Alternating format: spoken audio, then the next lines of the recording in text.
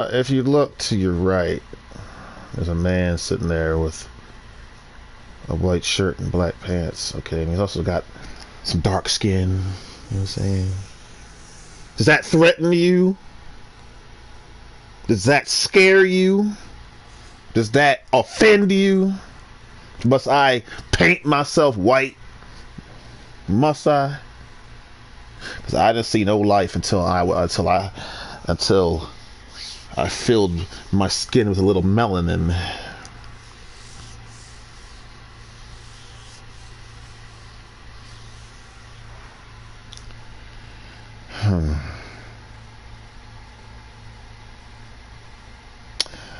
I am Mr. Las Vegas. I'll be your host tonight as we go to the biggest F1 event in history. They are cooking, booking, and snooking down that straightaway. I say, get.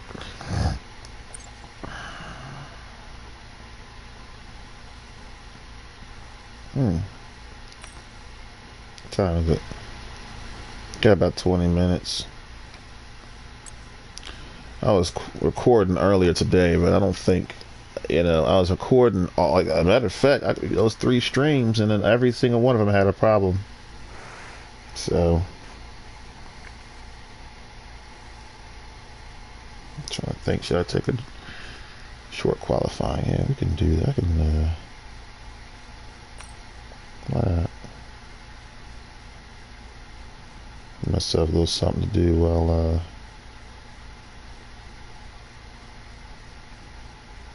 everything's preparing to begin.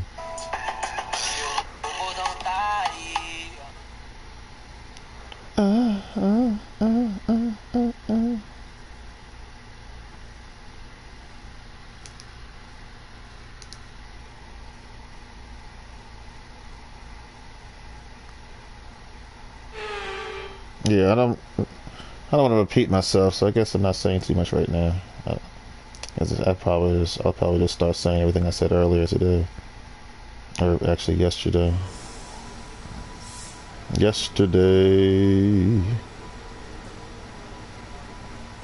All my troubles seem so far away. Now it looks like I am here to stay, 'cause I believe in yesterday. Suddenly, I'm not half the man I used to be. There's a shadow hanging over me, I believe. And suddenly, it all happened so suddenly. And then The Rock was singing The Blues Man, whatever the song he was singing. It was a pretty song, very nice. It was touching to my heart. Yeah, I just had to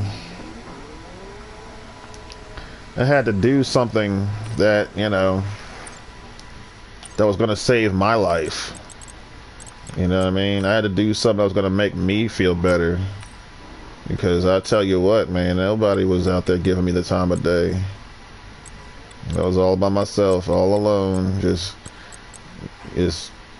being treated like dookie all the time. And it's just like, man, how can one person, like, yeah, let's get that speed back. How can one person take this? How can one person, like, you know what I mean? It was all wrong, yo. But yesterday,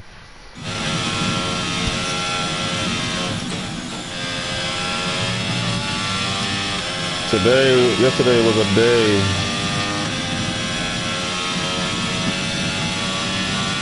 that just let you know everything's gonna be alright.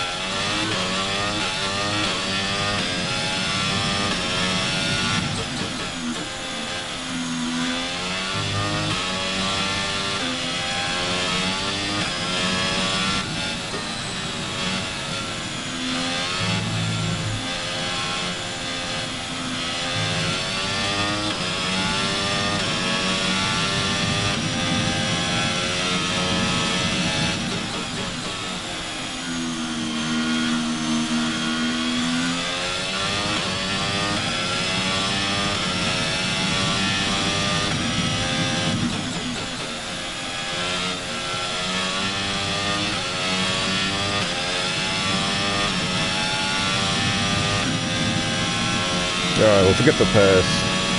In a few minutes, we're going to Las Vegas.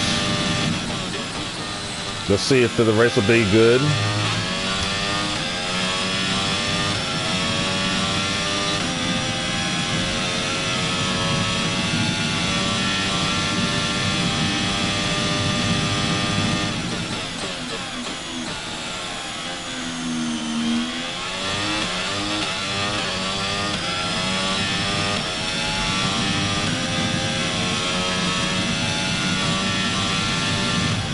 Less than 1 lap of fuel left now. The tank's pretty much empty.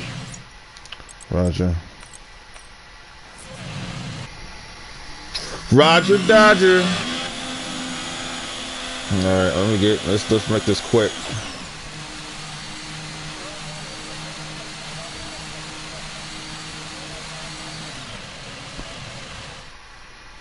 No, I said I was gonna be tired tonight. With qualifying finished, it's time to remind ourselves once again of our I most definitely got myself some sleep. I said, yeah, I'm going to sleep. I got some lunch, and I just ate, and took all my medicine, and just had a nice snooze, watched some cartoons. You know what I'm saying? You're never too old to watch cartoons. Don't let nobody think. As a matter of fact, who made cartoons? Grown-ups do. You know what I mean? Very rarely do you see a live action show that was made by kids. That was made all by kids. You know, it's all animated show by kids. Like, I've never heard of it. You know what I mean? So to say cartoons are just for kids, I think that's taking away the the grain from the ox, if you please. Okay, you did the work. Now you can't watch it. Why? Because it's a kids show. You made it. You should have first billing. Right now. What about right now? Well, right now I'm just relaxing, feeling all right. It's a feel to be alive again, Kalari. I mean, it's cool. It's just did the people learn a lesson? That's all. I think we have to do it again. So here we are, then. That's the worst part. I'll do it again. Anthony I will. Joins me once. When you deal with a person who keeps their word. After the points finished last race, let's aim to keep that momentum going. Most of the time, the people are not foolish enough to keep messing with that. It's like, nah, Kalari wouldn't like that. I remember hearing that. I remember growing up and hanging out with the kids. No, Kalari wouldn't like that. Kalari wouldn't like that. That's what you need to say. Kalari wouldn't like that. You gotta judge would Kalari like that or not. You need to judge that. It's very important.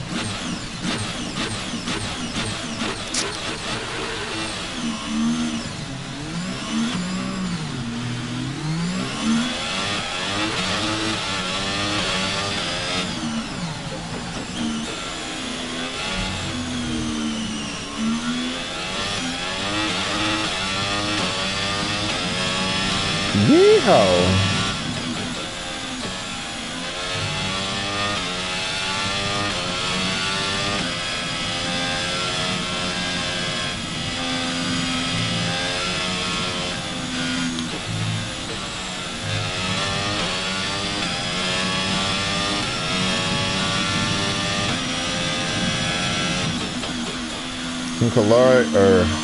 Can Ferrari take a win?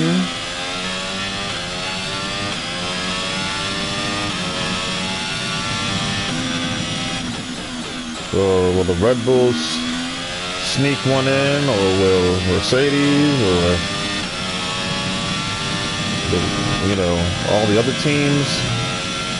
What's gonna happen? We don't know.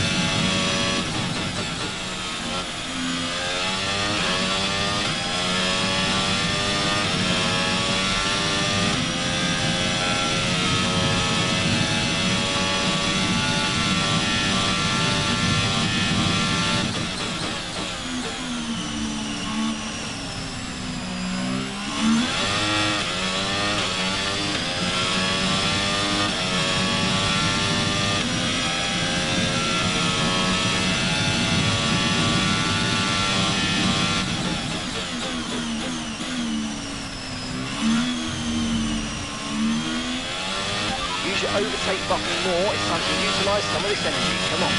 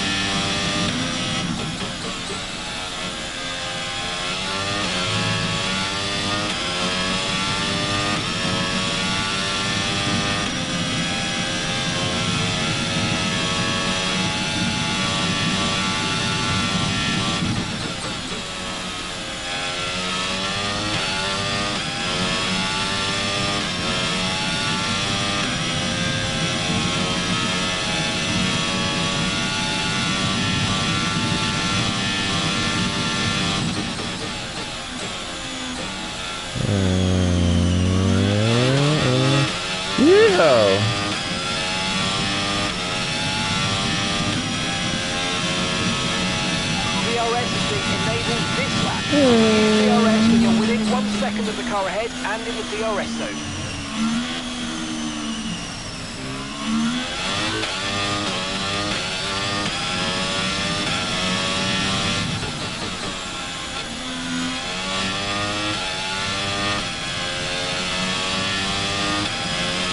Guess I don't really have much to say right now. But just let the commentators and everybody do the work for me, man. This is my night. So I'm not gonna be going too crazy. I went insane earlier today. Then I asked myself, well, wouldn't you know, if you came back from the dead? I said, yeah, I guess so.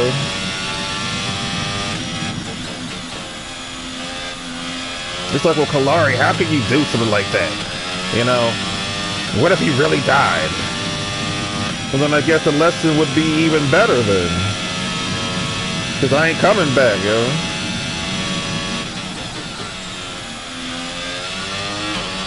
But I wasn't worried about it. After being tortured for so damn long, again, I remember what I said. After you've been in a cage for so dang long, you know, you're in a jail, you're in a place of confinement like a jail or a prison, and then it's time to go out and be amongst the people. But you've been inside yourself for 23 damn hours. You think you're gonna be afraid to come out of there? No, I'm gonna tell you. I'll tell you how you'll feel. You would not be afraid, dude. It's like, if you don't get me out of here, I don't care if it's murderers. I don't care if there's freaking like, you know, people who bomb buildings. I don't care who. I am not sitting up in this cage a minute longer. I'm gonna be with you. You know, at least with you, maybe I can get you to repent and change your wicked ways. On lap 4, long stupid race.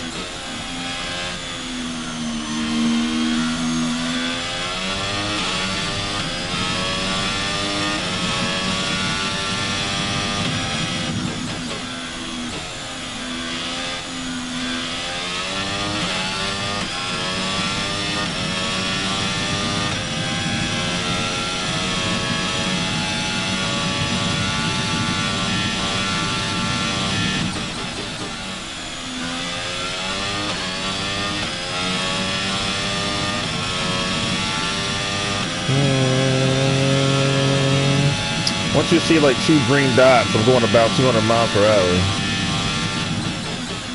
I can't tell how fast I'm going because I scooted my seat too far back. Whoa! Wow, that was a heck of an impact. Let me know you're okay. Well, there's a good chance to see how fast I was going.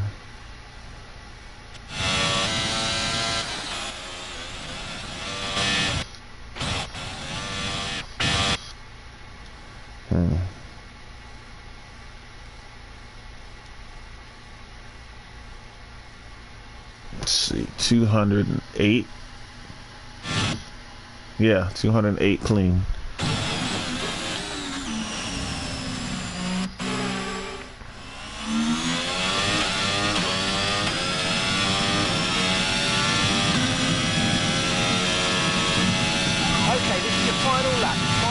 the race.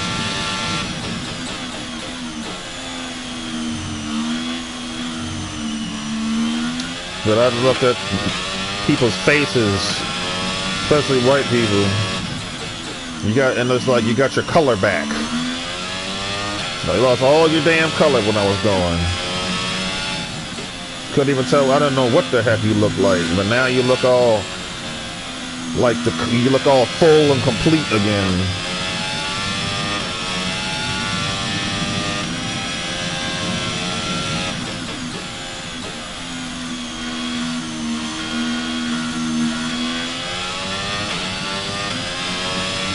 All the color came back. I said, would you look at that? Everybody's, white people are glowing. Woo! I gotta stop doing that.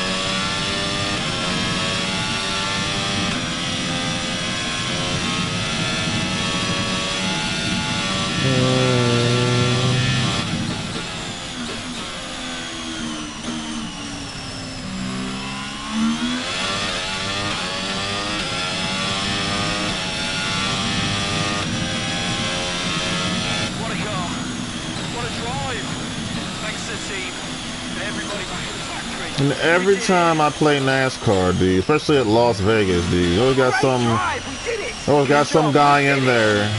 He drives like I have no history. Almost dust you, I'm like, dude. Great effort there from Ferrari to take the victory today. You kind of like you take the whole. Like, looking at the podium, you can see that red suit familiar to fans across the globe. A world-class win for a world-class team. Matter of fact, dude, I'm not even gonna acknowledge you. Do it again. That's it. I'm not even gonna acknowledge you. Yeah, I'm not even gonna acknowledge you. That's how that's gonna work.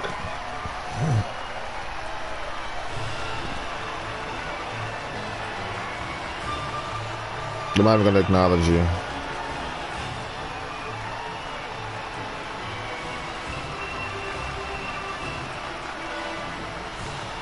Waste my time talking about something that I can't even get the words through.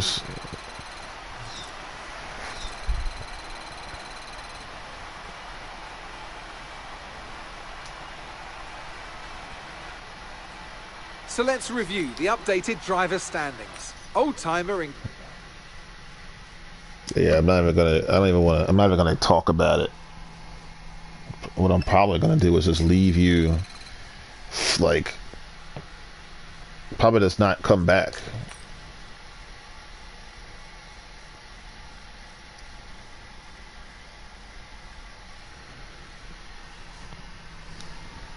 Yeah, I don't even want to acknowledge it. That's the truth. As I sit here and think about it, I don't even want to acknowledge it. Hold on.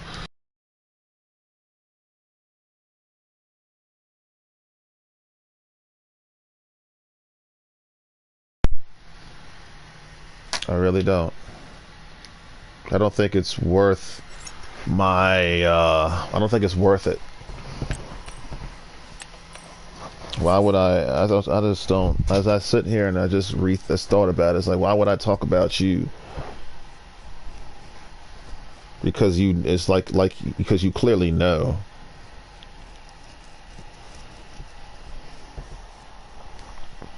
So it's just not even a waste, not even worth talking about. Because it's not even real.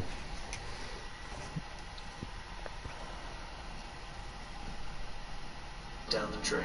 Viva Las Vegas. Turning day into nighttime, turning night into daytime. If you see it once, alright, well, you'll never be the same again. I'm gonna give it everything I've got. Lady Luck, please excuse myself. Let always shoot a slipper, but never shot. Viva Las Vegas. Viva Las Vegas. Viva. Viva Las Vegas.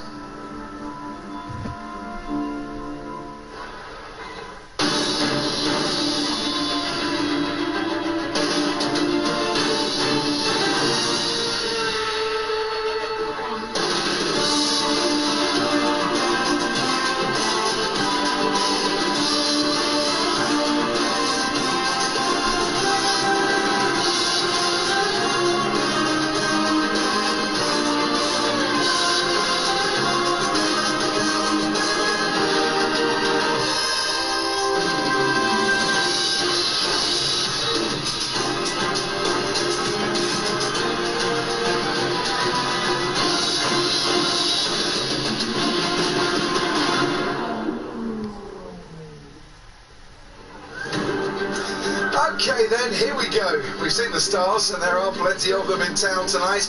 Now it's time to see who can earn their stripes and take victory here in Vegas.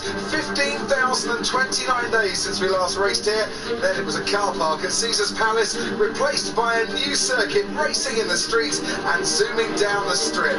Welcome everybody to the entertainment capital of the world and the penultimate round of the 2023 season. This is F1 Fever Las Vegas. And this is the track that we're going to be racing on tonight. 50 laps to come, 11 corners to the left, 6 corners to the right, 3.85 miles in duration, and some of the sights that you know oh so well will be navigated. And yesterday, at an average speed of 150 miles an hour by Charles Leclerc, who starts on pole for today's race. 2 DRS zones, as you can see, one on the run down to the Sphere, and the other along the Las Vegas Strip. And there are the corners as well, 17 as I said in total. You take your lap distance at full throttle for 79% of this lap. 8 braking events, 3 are heavy, and a big strain on the tyres, especially in very cold conditions. The C5 is the soft, great for qualifying, not so for the race. C4 the medium, maybe a decent race tyre. C3 the hard, they're going to have to use that tonight, but they haven't really used it so far this weekend. It is a journey into the unknown for drivers and teams alike. Here's the starting grid then. Yuki Tsunoda, last alongside Lance Stroll, who was 3rd just a couple of weeks ago, now 19th.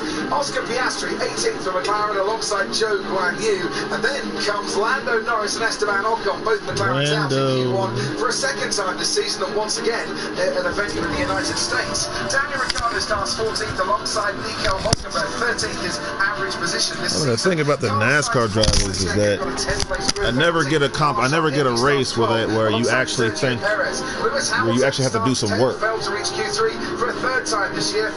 always what's convenient. Kevin Magnussen alongside Valtteri Bottas, just it white. was his best start of the season. Then That's what it is, the right? top 6, 2 Williams in the top 6 for the first time since Russia 2006. They sitting there right now, Gasly, his best start of the season, pretending like they're the gods of the earth, dude, when they're in some game that is sold out.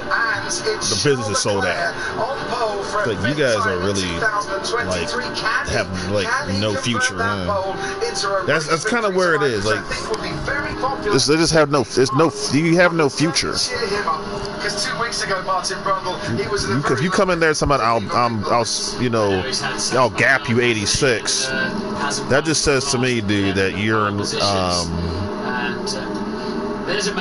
you don't have much scope for the future if you're just waiting for me so you can get one stupid race in. I'm surprised to see him here, actually. He's so grumpy about everything. He's got some valid points on many of the aspects, but he's really doubled down on some aspects as Max Verstappen, but I'm sure he'll be giving it full beat as soon as those lights go out. Lewis Hamilton, we expect to move forward from that grid position. I don't really care how Max feels, dude, about this track. It's not for you, it's for me. So when his car got damaged by that drain cover, and we'll see how far he can come through the back.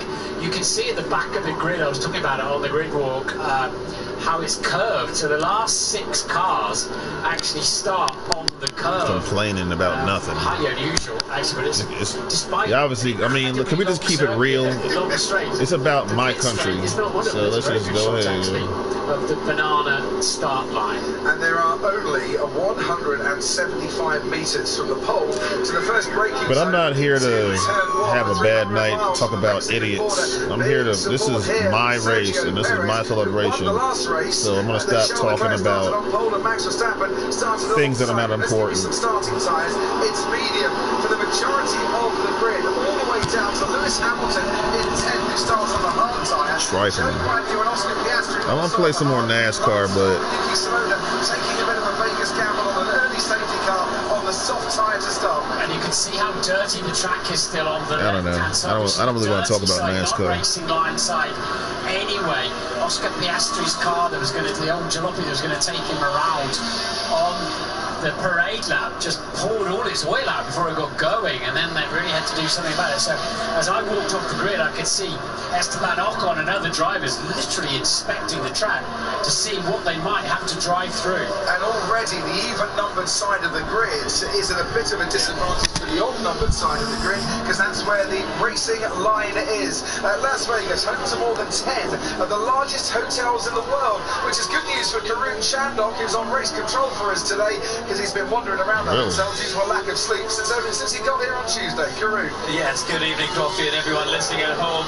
This is going to be an interesting race. When they go past all of those hotels, Coffee, the Bellagio, the Caesars Palace, all of those iconic buildings, that is massive. I hope you can hear me. Yesterday, before qualifying, they took downforce off the rear wing of the car. They now have the same top speed as Charles Leclerc. But of course, Max Verstappen will have the benefit of DRS if he can stay within a second. So watch out for that. This part of the track, they're going down. This is the best overtaking opportunity for them. One thing Ferrari was saying today is that they were aware of that. They think Max Verstappen might have a couple of tenths in hand. But if they can keep him out of that DRS threat, they believe they've got a chance of winning this, Martin. Yeah, Ferrari have genuine pace, both in qualifying and in the race. So that's why we're expecting Sainz to come through as well. But the DRS drag reduction system, rear wing open zone at the end of the Las Vegas Strip there is actually relatively short. So overtaking, I don't think, will be a complete breeze.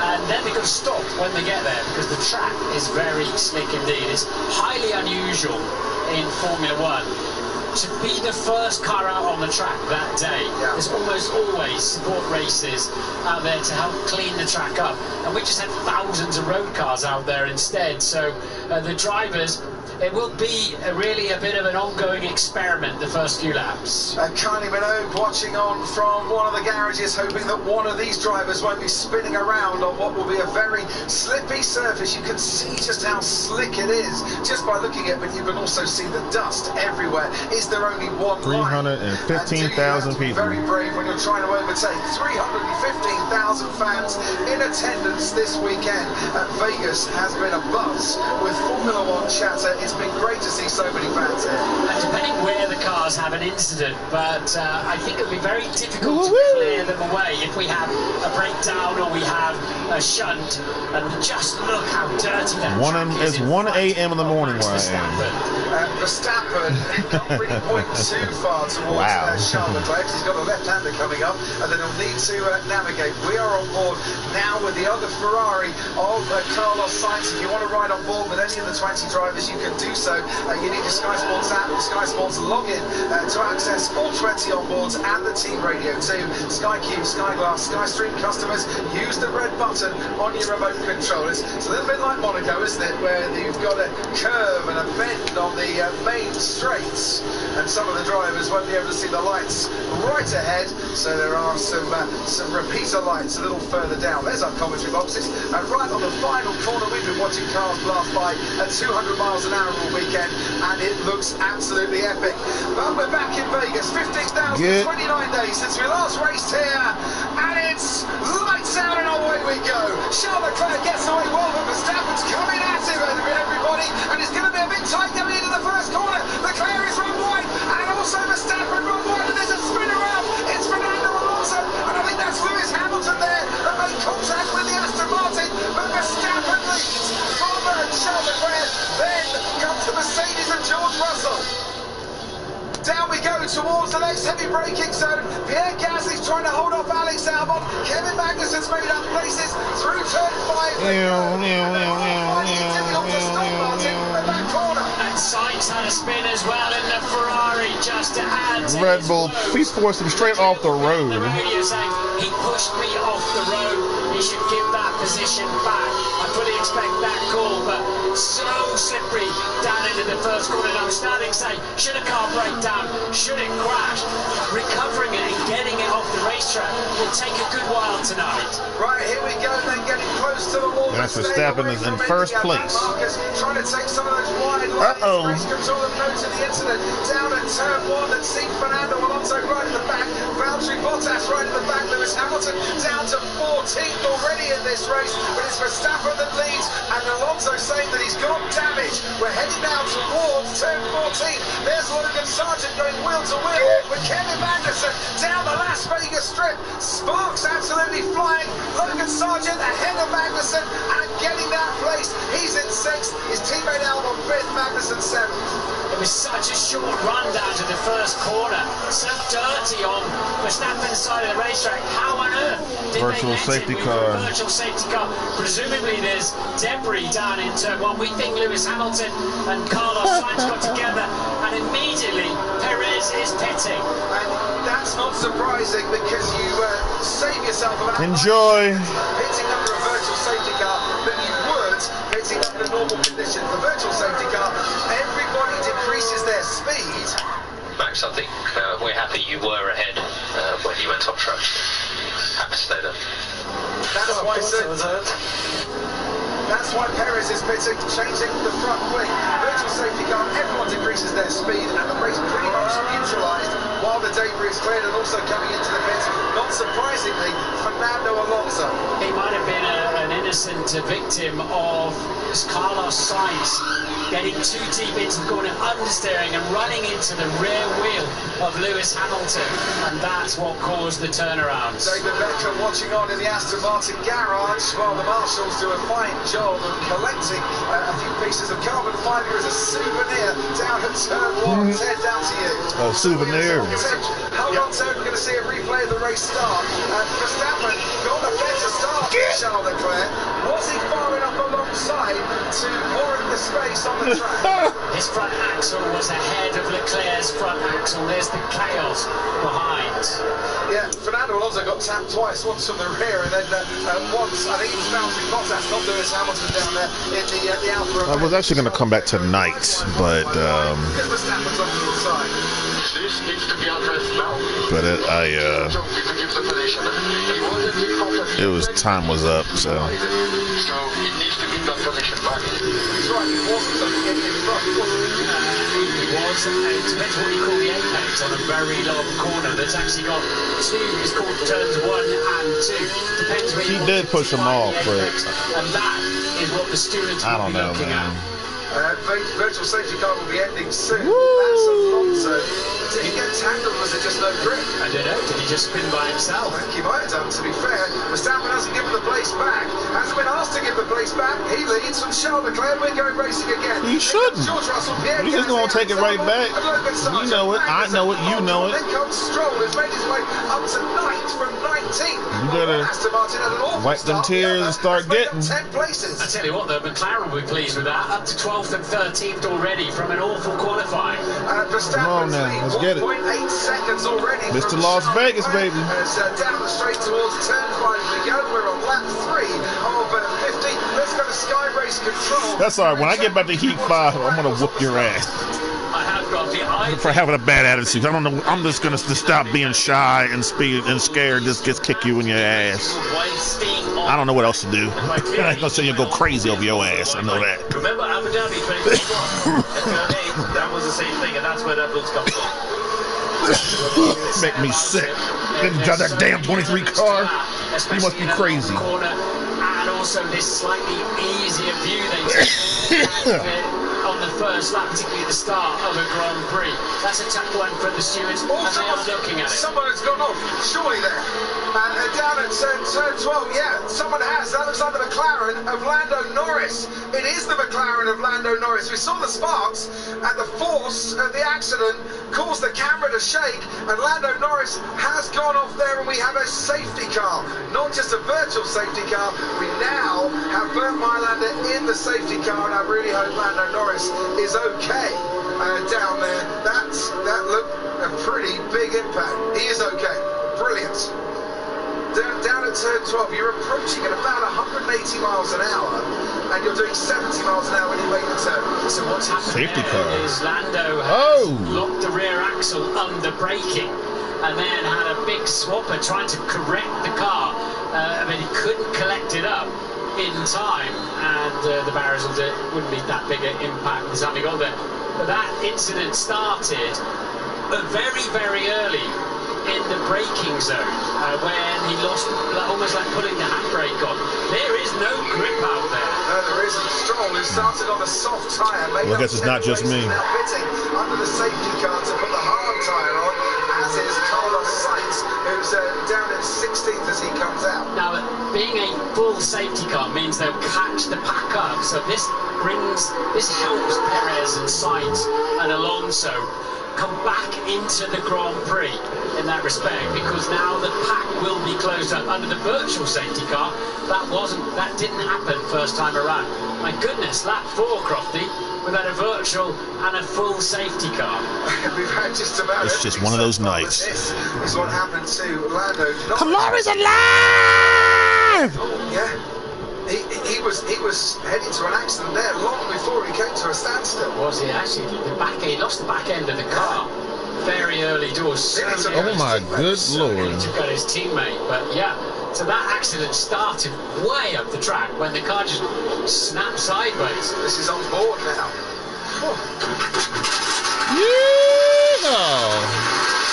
Total passenger in that. All he's done is driven through the corner and started to apply the brakes. Ain't Zach that a Brown's listening biscuit, in, yo? McLaren CEO on the pit. Well, Zach, first things first, we've heard a text that Lando is okay. Have you spoken That's to him? good. Have you heard from him? Yeah, we've heard from him. He's okay. It's a very big hit. He sounded pretty winded when he spoke to us. Took a little bit of time to get out of the car, but looks like he's catching his breath and is okay. That's Just terrible. getting in now to the medical car. It seemed the back end just completely got away from it. Just being We're real cool, looking at the data calm and now. collected. Can't quite yet tell. Going through my what happened phone, other than the listening, big hit. just chilling very happy tonight. He's okay. Hopefully he'll check out fine. Such a shame, Zach, because, you know, after a difficult qualifying, your guys avoided the chaos of the first corner and we're sitting quite pretty there in 12th and 13th. Oscar still is. Yeah, we've got one car in the show now, so we just got to keep working with Oscar to move him up into the points. It's unfortunate. Very rarely does he go off, so just happy he's okay. I was a bit concerned in there when we first spoke with him. Yeah, absolutely. Zach, thanks for joining us so quickly after that. Commiserations, one car out of this race and the first retirement for Lando Norris since Brazil 2022. Only Max Verstappen's currently got a longer finishing streak than Lando Norris. Now, there was debris we saw coming off the McLaren. Lewis Hamilton was running right behind Lando Norris. Let's have a listen to his team radio now. Well, actually, let's see the race start first. Another replay of the race start. And once again, we can have a look at what we think of Verstappen against Leclerc. Martin. Sorry, I was busy watching Fernando Alonso there, spinning by himself. We're going to see it now. So he found another little gap down the inside, Fernando.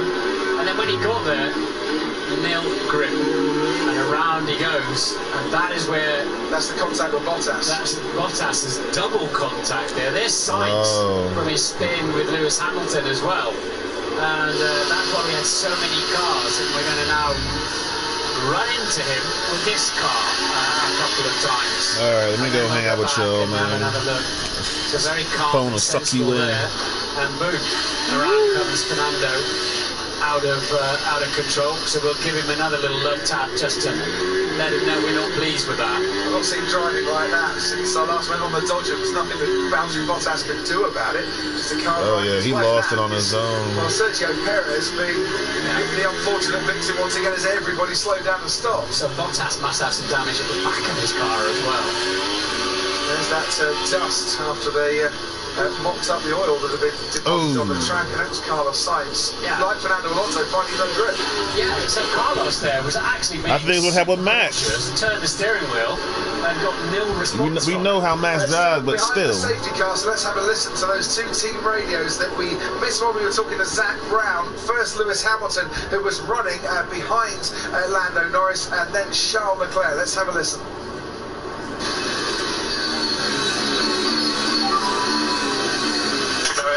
Come off. Step brake came off, hit my front wing. Okay, copy. We'll have a look.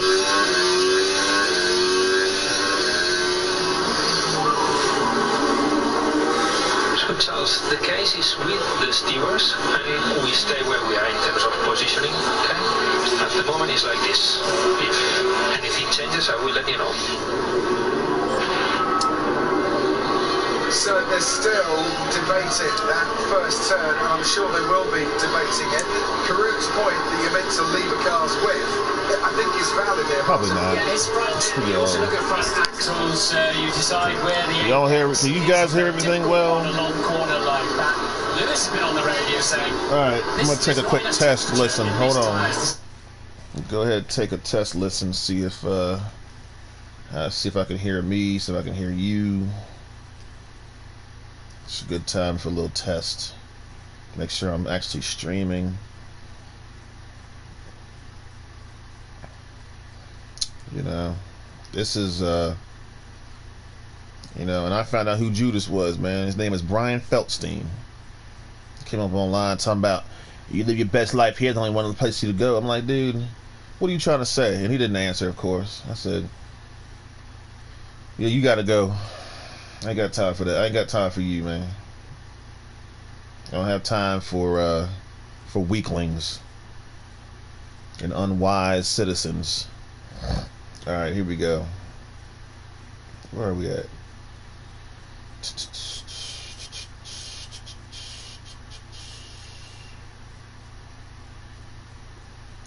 Live.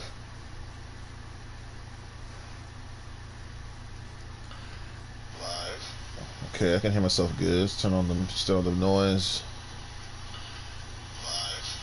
Okay, I can hear myself good. Let's turn on the noise. So no one else pitting under this safety car. There's a safety cars.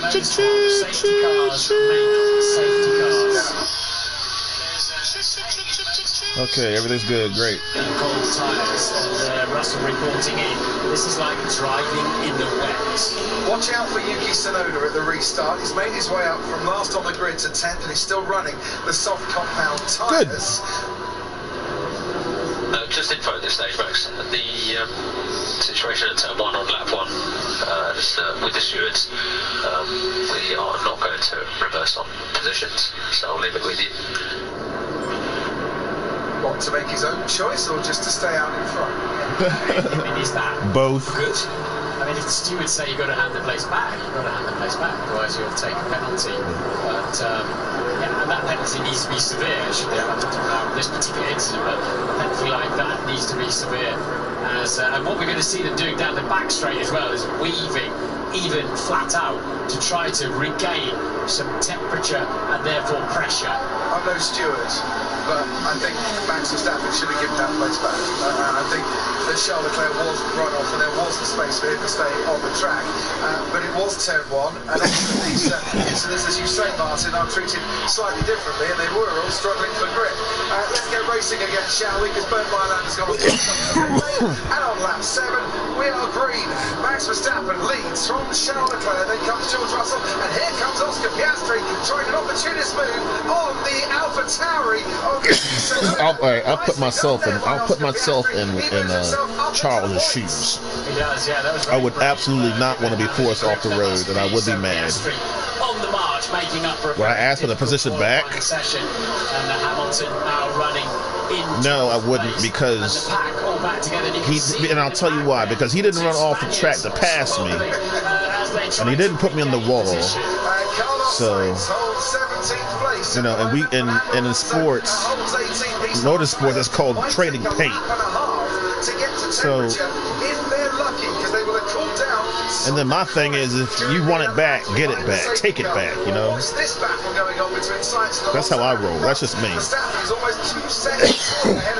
Now, if this dude straight put me in the wall or just, you know, spun me out or something, then I'd have a field day. And if you can light these hard And they do that crap without ripping all the time. You can probably get a very, very long way into this race on those tyres. It's all about nursing them, isn't it? Looking after them on the first few laps whilst you bring them up to temperature. Choo-choo! And if you've got temperature, you might be reluctant to come in and make a pit stop and put other tyres on that have just got 70 degrees in the blankets as they come out. Then you've got to trundle down the pit lane. So we don't know whether it's an undercut night or an overcut night. Are you better to pit earlier than your rival or just keep running longer? It's cold enough for an overcoat night and about overcuts. Max Verstappen leads by 1.6 seconds. There's Lewis Hamilton right behind Yuki Tsunoda, who might be struggling a bit on those soft compound tyres. It goes wide enough there to give Hamilton a chance as through that little chicane they go, and Hamilton seems through on the outside. Lewis Hamilton. Up into 11th place. That's a Kalari move right there. 5-second time penalty for Verstappen, forcing another driver off the track. In a way, I feel that position should be given back, because 5 seconds, you know, he's already got 2-second lead on him, and track position can control the race from there.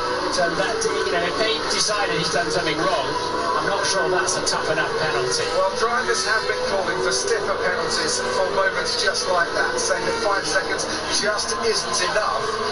Give it another 3-4 laps, you might see Max Verstappen only 5 seconds ahead here. But so we clearly have our own opinions. He's got a 5-second penalty when he next comes in and has to come in for a pit stop, because he hasn't made one yet. Yeah, that's when they have to serve it. If not, it'll be added to the elapsed time at the end of the race, but he has got to come in the pits to abide by other regulations. We're on board with Esteban Ocon, who's currently running 8th in this race behind Kevin Magnussen, and he's very much within DRS range. It's not an extra speed of much, it's about 7 kilometres an hour, but it's certainly enough for Ocon to get alongside, but not quite ahead. As into all he needs is more straightaway. Corners, but now the track opens up and it's foot flat to the floor again. The problem is it's quite dirty and slippery on the inside, so you've got to be ahead really by the time you get to that braking zone. And clearly Magnussen was much more confident on the brakes. Wow, both drivers absolutely fully committed through that final corner. You can see how difficult it is to slow the car down to be right on board. He was to get traction there. Kevin Magnussen into Q3 for the 3rd time this season. They've all come on street tracks, and there's DRS for Oscar Piastri behind this little battle as well as he gets closer to the Alpine of Ocon. Enabled 2 laps after the safety car has come in, of course, so now we'll see who's got actually almost all the field are within DRS range of the car in front. In other words, within a second of the car in front. Esteban Ocon was pushing that Haas through the slower corners. Alex Albon out of DRS range behind Pierre Gasly. Logan Sargent out of DRS range behind his teammate. Here's the Verstappen team radio. You have been given the 5-second penalty for that incident, but you're already 2 seconds ahead behind, so we'll just keep eking that gap out to the stop. Well, it's a clear comment from Max Verstappen, and it's a penalty that might amount to absolutely nothing, given that he could well be 5 seconds clear by the time he makes that pit stop. He's got the advantage of leading after doing something that he shouldn't have done, but there's no penalty really for it, as Esteban Ocon manages to get past Kevin Magnussen, who's now going to be under pressure from Oscar Piastri. There's something about that Verstappen penalty, Russell. I just don't think it's a penalty. It's sort of half a penalty, isn't it, really? It's we think you actually were a bad boy in the first corner, but, you know, as you were, carry on. But we'll see. A 5-second penalty might still hurt him. Oscar Piastri very late to pull out from behind the rear wing of the Haas, and Magnussen is clearly struggling out there. Piastri now takes 8th place off Magnussen, who's lost a couple of places in the last couple of laps. Yuki Tsunoda has lost a place to Zhou Guanyu in the Alfa Romeo, and back comes Magnussen on Oscar Piastri. You're also not my fighter. Turn 5, Magnussen gets that 8th place back again. Yeah, because Magnussen suddenly got the DRS wing open on that occasion. So it looks like we are going to get some overtaking around this track. But it's all about getting your tyres up to temperature and keeping them there. Tell you who's starting to gain a little bit is George Russell on Charles Leclerc, but on this particular lap he's a couple of tenths slower in the first sector, so he's just dropped back a bit. Pierre Gasly sticking very much to George Russell. Gasly's running a super race so far with that Mercedes. Ralph Schumacher 2 seconds out in front. Did he push too hard? Las Vegas too soon love, on the baby. restart? Did Leclerc nurse his tyres properly to get the benefit later on? We're back on board with an Alpine. This time it's Pierre Gasly, and I said that he's getting quite close to George Russell, and he's getting very close to George Russell as they rise just over that little crest into turn 14. He's 2 tenths behind. Yeah, Russell giving it a little bit of left shoulder, you're not coming through there, but then puts himself out of position. Piastri is ahead of Magnussen. Hamilton is ahead of Hulkenberg. The 2 Hasses are getting past there, and they're all queuing up behind. There's a real gaggle of cars as Ricciardo overtakes Yuki Tsunoda and needs to come into the pits. Those soft tyres have gone. Gasly fastest man on the track that time around, as they're now starting to really get some confidence on the brakes and in the traction zones, as the 2 Aston Martins hunted down by Sainz Ferrari, trying to catch Perez's Red Bull. Look at that little gaggle.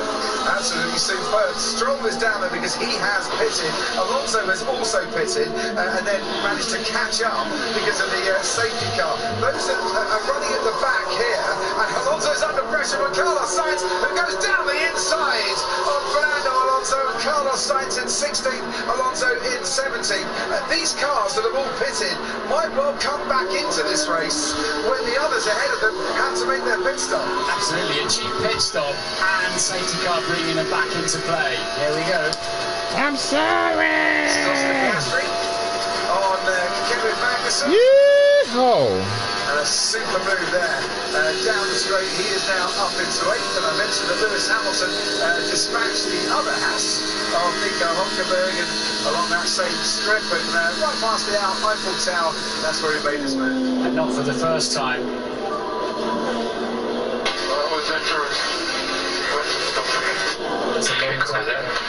That's a long time ago. Safety car restart, yeah? Yeah, on the safety car restart when Verstappen slowed right down into 14 and then bolted. We're on lap 12 of 50. Alex Albon on the team radio is saying that his rears are starting to overheat. He said earlier it's all about training this race, and he's starting to struggle a little bit. George Russell's complaining somewhat that he's struggling to hold on Pierre Gasly, but he is holding him on, whilst his teammate Lewis Hamilton is starting to make his way through the field. Max Verstappen now under 2 seconds out in front, so maybe that penalty is a little more severe than it looked about 5 laps ago. We'll see when it matters, when in the pit stop phase and who gets track position. But it's ebbing and flowing through the pack now, isn't it? It's who's got You're on lap 12 of 50 and clear sight of the Las Vegas Grand Prix. Speeds are these are Monza Silverstone Spa speeds on a warm circuit. It's unbelievably quick around there. At nearly 10:30 on a Saturday night. Happy Sunday morning to you all, where you're watching in the UK and Ireland and in Europe.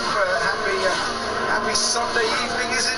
Down in Australia. Happy Saturday night here in the States, and for Lewis Hamilton, it's not turning into a It's Sunday on the East Coast. That's Kevin Magnussen on the outside of his. I know you don't know that. I'll help you. Yeah, sadly, Haas have got a better qualifying car than a race car, not for the first time. Look at that. Doesn't look too far behind, does he? In that shot. And all the blue cars. Come on. Albon, Sargent, Ocon. Blue seems to be a good colour tonight. Sergio Perez. Blue. Bypass the Haas of of Nico Hülkenberg. Larry Blue. Sainz almost running into the back there of Lord bless Jesus. Bless this race. He's been an angry man on trying to keep his emotions in check, Carlos Sainz, after that 10th-place grid penalty. He really thought it was very unfair. And I think he's now letting his emotions go and getting some overtaking done. We need the Anderson to hold the car. We need to stop the car. We need to stop the car. Right, so what he's trying to do, I think, is to overtake Daniel Ricciardo to get some cooler air coming through. Yeah, so what they've done, obviously, is closed, because it's so cold here, closed all the ducts off to get maximum downforce, minimum drag. But as he's been in such close company with other cars, his car's starting to overheat. Otherwise, they're saying, we're going to have to put you out of the race. Well, that'll certainly help Martin. He's up Carlos Sainz into 14th, and now Fernando Alonso is the man trying to get past Daniel Ricciardo. The hard tyre seems to very much be a decent race tyre tonight, doesn't it? Yeah, and if that's got longevity as well, say, you know, maybe you always want to run longer than your rivals rather than the norm, get in, get a fresh set of tyres on. But the track will clean up, will rubber in to an extent, but we're not seeing, like, under braking, are we, in the traction zones? We're seeing a lot of wheel spin. We're not seeing a lot of rubber go down onto the racetrack. Now, we saw Carlos Sainz get past Daniel Ricciardo. The Ferrari's got quite a decent top speed. The Aston Martin probably lacking a little bit. The strip and dip. So let's see what Fernando Alonso can do now. With DRS, he pulls out to the left-hand side of the AlphaTauri. He has made that move stick. And Daniel Ricciardo, they know I love speed. And Fernando Alonso can go back chasing Carlos Sainz once again. I always imagine when Alonso's driving, his teeth are gritted. He's got like a knife between his teeth. That's how he drives, isn't it? At the moment, Carlos Sainz is about 20 seconds behind the race leader. And it's about 20 seconds for a pit stop in normal conditions. And I think we're expecting the first round of pit stops, normal pit stops, from about lap 20 onwards here. If you've managed to look after your rear tyres and grading and the bonding on the surface, tears on the surface don't become too much of an issue. Alden Williams has gone wide there of Logan Sargent. That's an opportunity that Esteban Ocon says thank you very much for, and Ocon moves himself on to 6th. This is turning into a very good night for the two Alpines, and we've got a yellow flag very briefly. I think that was Valtteri Bottas running wide at turn 5. I used to drive that old 98T in GT6. I'd always spin the wheels. I never thought about saving tires. Could care less. In 12th place with that pit stop out of the way. Perez flying along nicely. Needs to overtake a few cars though. You remember Baku last time we had Charles Leclerc and Max Verstappen first and second on the grid? Perez won it that night. He does love a street circuit, does that man? As I'm sure as Lewis Hamilton, especially a street circuit in the US, where he's won on 6 previous occasions in his career. He's chasing Oscar Piastri at the moment. So there actually is Oscar Piastri going down the inside of Logan Sargent. Wow, really nice move there. Sargent, I think, is starting to struggle with his tyres a bit. That from Piastri was a Ricciardo-like out-braking manoeuvre, wasn't it? The Aussies, I think they like brake now, 2, 3, and then hit the brakes. Something in the water down under. Perez gets ahead of Magnussen, who's coming to the pits. Ted, down to you. So we're starting to see with Kevin Magnussen now, and maybe the Williams after. They're starting to hurt on the tyres, even with the medium tyres. They're starting to grade up. So that's the Haas of Magnussen. I was seeing whether the Williams bring in Albon and Sargent. They did a brilliant job up to that point to keep a fast starting. Nowhere to go. But I think you're right, they are starting to suffer. What the Ferrari do now properly?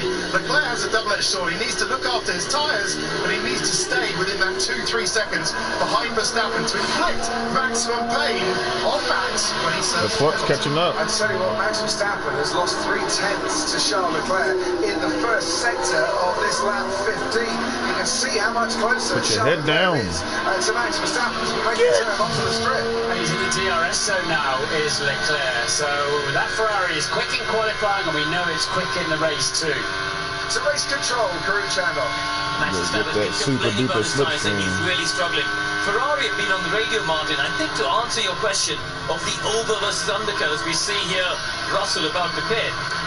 Look at Leclerc catching the Red Bulls. So, therefore, pitting after your arrival could be an advantage. If it may be your I also think Verstappen might have dashed off into the distance a bit too quick after that safety car restart. Remember, he pulled like 2.5 second advantage over Charles Leclerc. And we were being told this morning, Martin, you've got to nurse these tyres right from the outset, otherwise you're going to have problems.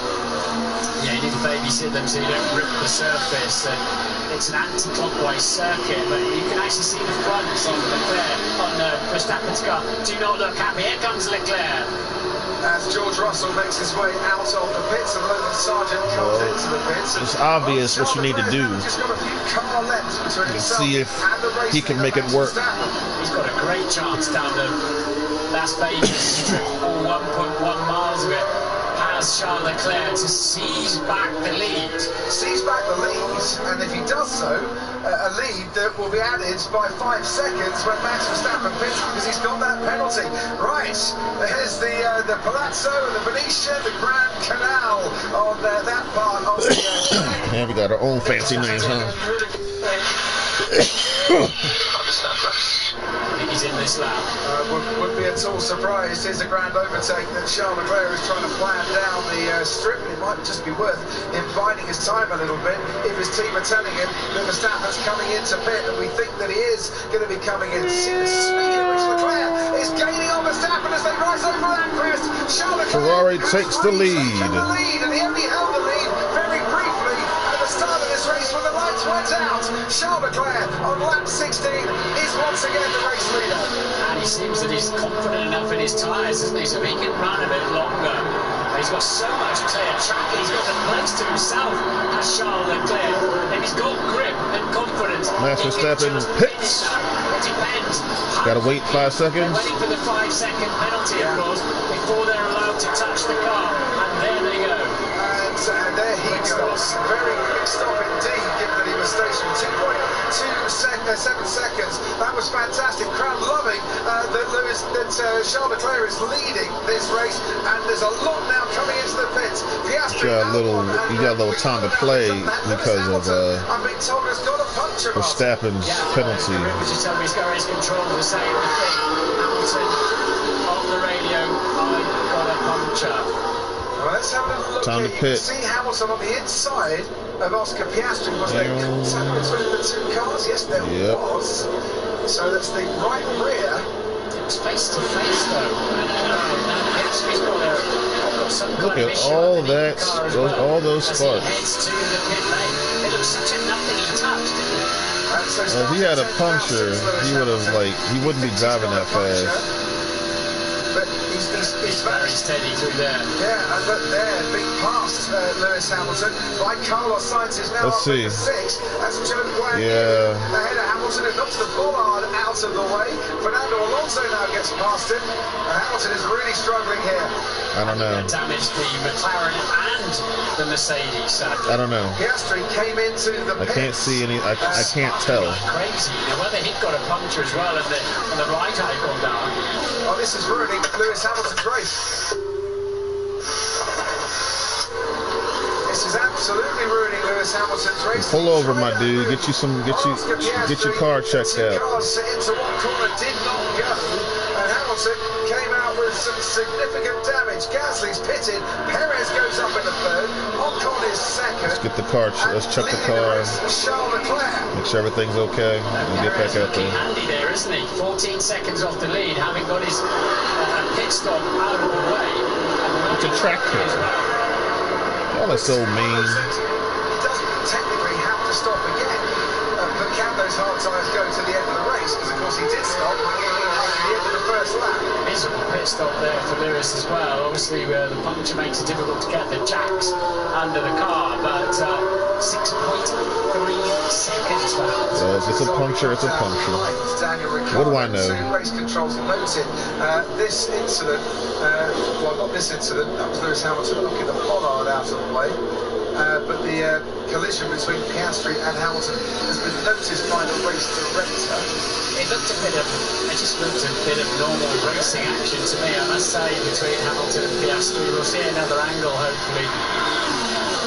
So there's a whole raft of pit stops here that have taken place, one of which involving Max Verstappen. He is now down in 9th place. Sergio Perez, his teammate, meanwhile, is going for the overtake on Esteban Ocon, and that is neatly done by Sergio Perez, who started this race after missing Q3 once again for the 9th time in 2023 in 11th place. And Sergio Perez at the moment is up to 2nd.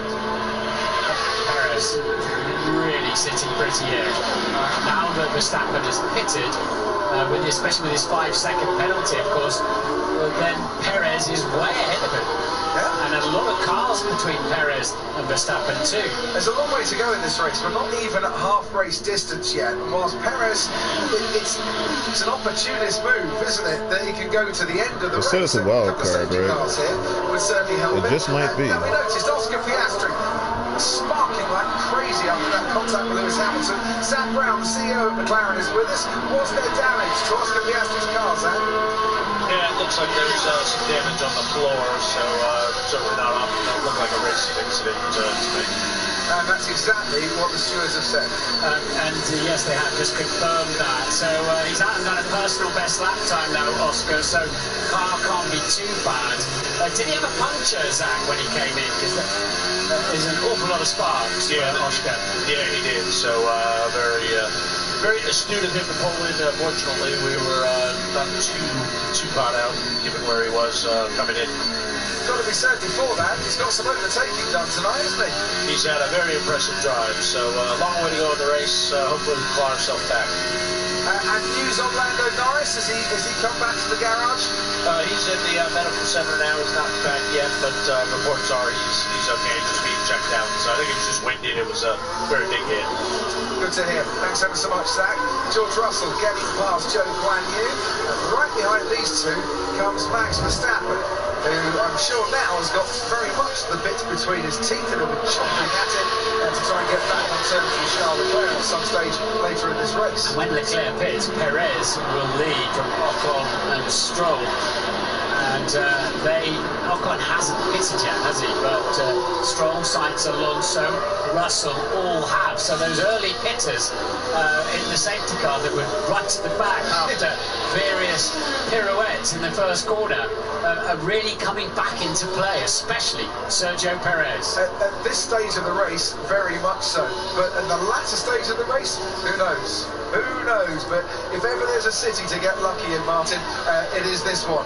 And it is Las Vegas. A little brief moment there. I think it's Pierre Gasly might have just had a problem at turn 5. I'll give you confirmation in a couple of seconds as we go back on board with Sergio. And so with Verstappen, he's lost a lot of time behind Zhou Guanyu. A lot of time. He's going to try and get an overtake done here, and I don't think he's in a position necessarily to do it, but that is superb. And really, really committed through that sequence of corners. And around turn 11, he managed to dispatch the Alfa Romeo. He did, so he's 27 seconds off the lead of Leclerc at the moment.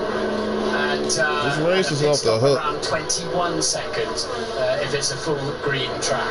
This is how Charles Leclerc took the lead, retook the leads of this race, and I don't think Verstappen was fighting that one, given that he came into the pits and was complaining about his tyres. Not looking too bad at the moment for Charles Leclerc. He's leading the race and yet to make a pit stop.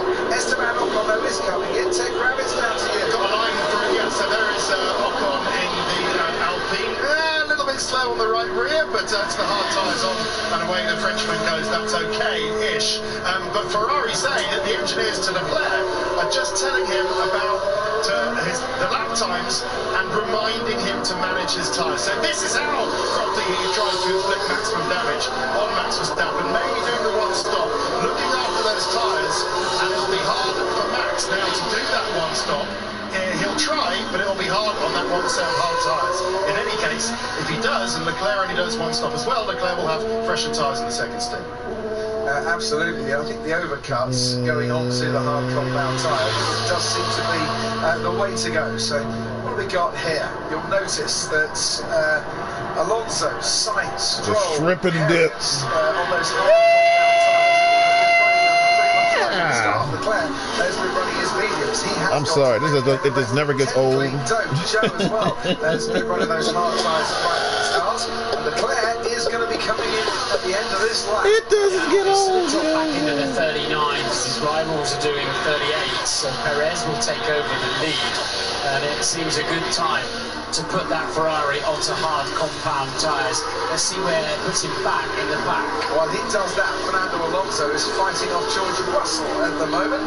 Russell on fresher tyres than Fernando Alonso is getting some very good traction and putting that Aston Martin under the pressure. Thank you, Jesus. Around the last corner, I don't think there's room for an overtake there, but they might go into turn one as Charles Leclerc comes back out onto the track, and he comes back out to the track alongside Lance Stroll. As we go to Stroll's teammate, Alonso is still holding off George Russell. Yeah, so that puts Perez back in, Leclerc back in third position, and 3.9, not particularly good stop for Leclerc, but crucially ahead of his teammate Sainz as well.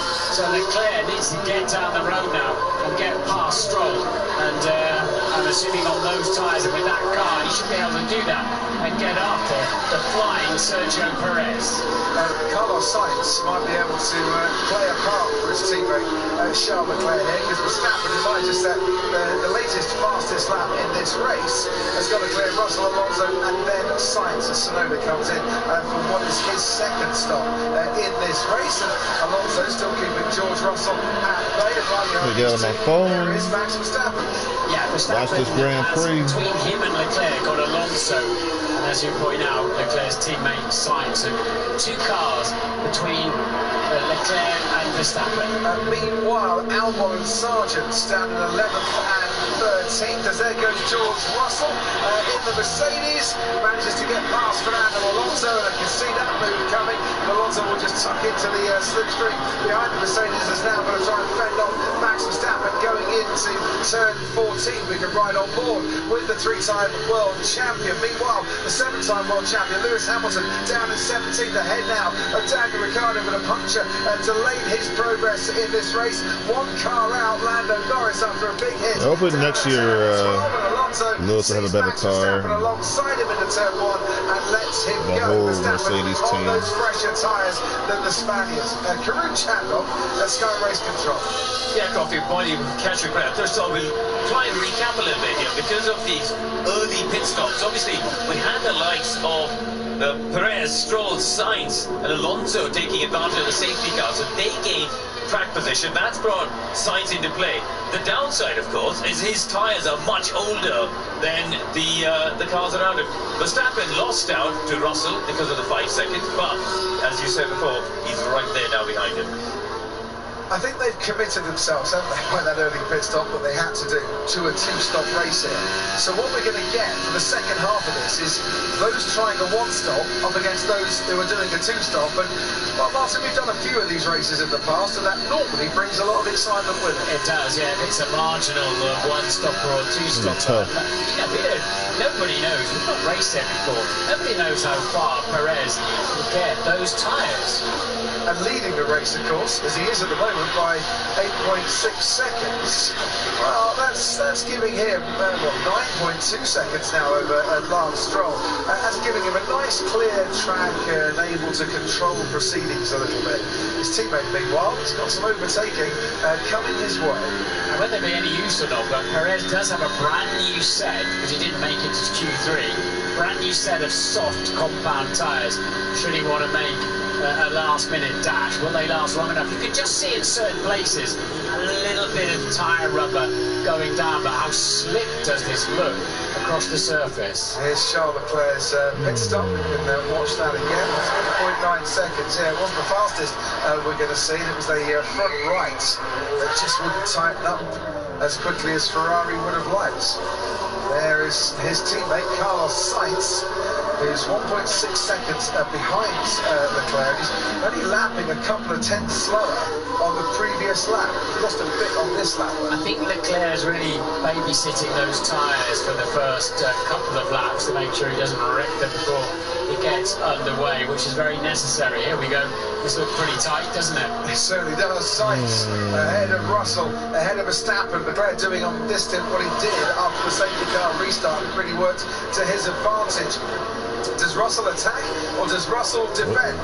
Either way, this is gonna turn into a turn 14 where 3 cars can all be arriving all at once. You pay a lot of money for these hotel rooms along the strip, and if you have done, you might be getting a good view here as George Russell goes just inching ahead on the Ferrari of Carlos Sainz, and then Sainz slips back into the slipstream to try and get the toe, but that won't protect him from Max Verstappen, and Verstappen squeezes down the inside at turn 14. Sainz lost 2 places in one straight. 5th place for Max Payne. Helping himself to 2 lots of slipstream as Sainz was busy defending. He just then helped ease Verstappen past 2. So George Russell, I think, liking these hard tyres a lot more than he liked the medium tyres at the start. Pierre Gasly, who was keeping George Russell very keen, has now dropped down into 8. Zhou Guanyu still going well, hasn't stopped yet in this race, and in the points, and Oscar Piastri in 10th ahead of Esteban Ocon, who just set the new fastest lap of the race. The Ferrari pit wall, their hearts would have sunk a little bit. They could have done with Verstappen tucked up behind Sainz for a good bit longer than that in terms of helping Charles Leclerc. Perez is in pole position. Stopped later in this race than, earlier in this race than Charles Leclerc. Leclerc will have fresher tyres at the end, and as you keep pointing out, we don't know what's going to happen in the last 10 laps or so, because we've never been racing here before, and the data just wasn't there for the teams to try and make their predictions. Once again, Max Verstappen around turn 11 fancies a chance, and this time it turns around, he makes contact with George Russell. So there's debris come off, and you can see that the end plate on the right-hand side of the Red Bull has been damaged. Max Verstappen, is there damage to Russell's car or not? Either way, Carlos Sainz is gaining on Russell down the straight for DRS. And maybe George Russell has got, as Charles Leclerc and Lance Stroll, I should say, taking 2nd place on Lance Stroll, just ahead on that long 1.2-mile straight. Yeah, and I think the pieces came off, so it's not a question of a black and orange flag for Verstappen. It doesn't look like there's anything flailing much, but how much performance will he lose from the front wing on the missing list in the far... Check my tyre. Front wing. Tyre is okay for now, Max. Stay out for now. Tyre is okay. But he was doing to George Russell what he did to Zhou Guanyu earlier in this race, but unlike the incident with Zhou Guanyu when he made the overtake, he wasn't significantly further ahead by the time they turned left in turn 12. No, we need to see that. Sort of came out of nowhere, really, didn't it? But we believe that the front wing is damaged, but structurally sound enough to carry on. And of course, the team will know exactly what the tyre pressures are in terms of whether he's got a punch or not. So let's have a look. Max then with a cheeky run up the inside, and quite a contact all the way alongside the Red Bull as well. Yeah, that's George. Getting ready to head. That's George. And whether Russell didn't know he was there or not, isn't it? He sort of came out of the blue, didn't he? I don't know, man. Further alongside George Russell, he was alongside Charles Leclerc into turn 1. These two have history, of course. Remember back to Baku when they made contact. I've got a safety car now. Debris on track, which will need sweeping up and clearing, and this could play into the hands, Martin, of all those who have to stop on the first lap. They might now get a second cheap pit stop in this race. Yes, but which tyres do you put on? We're only just over half distance. Perez comes straight into the pits. Tires, I guess. Another set of hard compact tyres. Plenty of people who want to that's what I would think. Just save the drama. For Red Bull, that is Perez out in the hard tyres as well. Zhou started on the hard tyres, did he not, Crofty? And he's been sort of waiting for a safety car. This may not be Max's day, though, for real. This is going to work really well. Max wasn't playing this time. He was serious, like, look, this is hard for me, I ain't gonna lie now.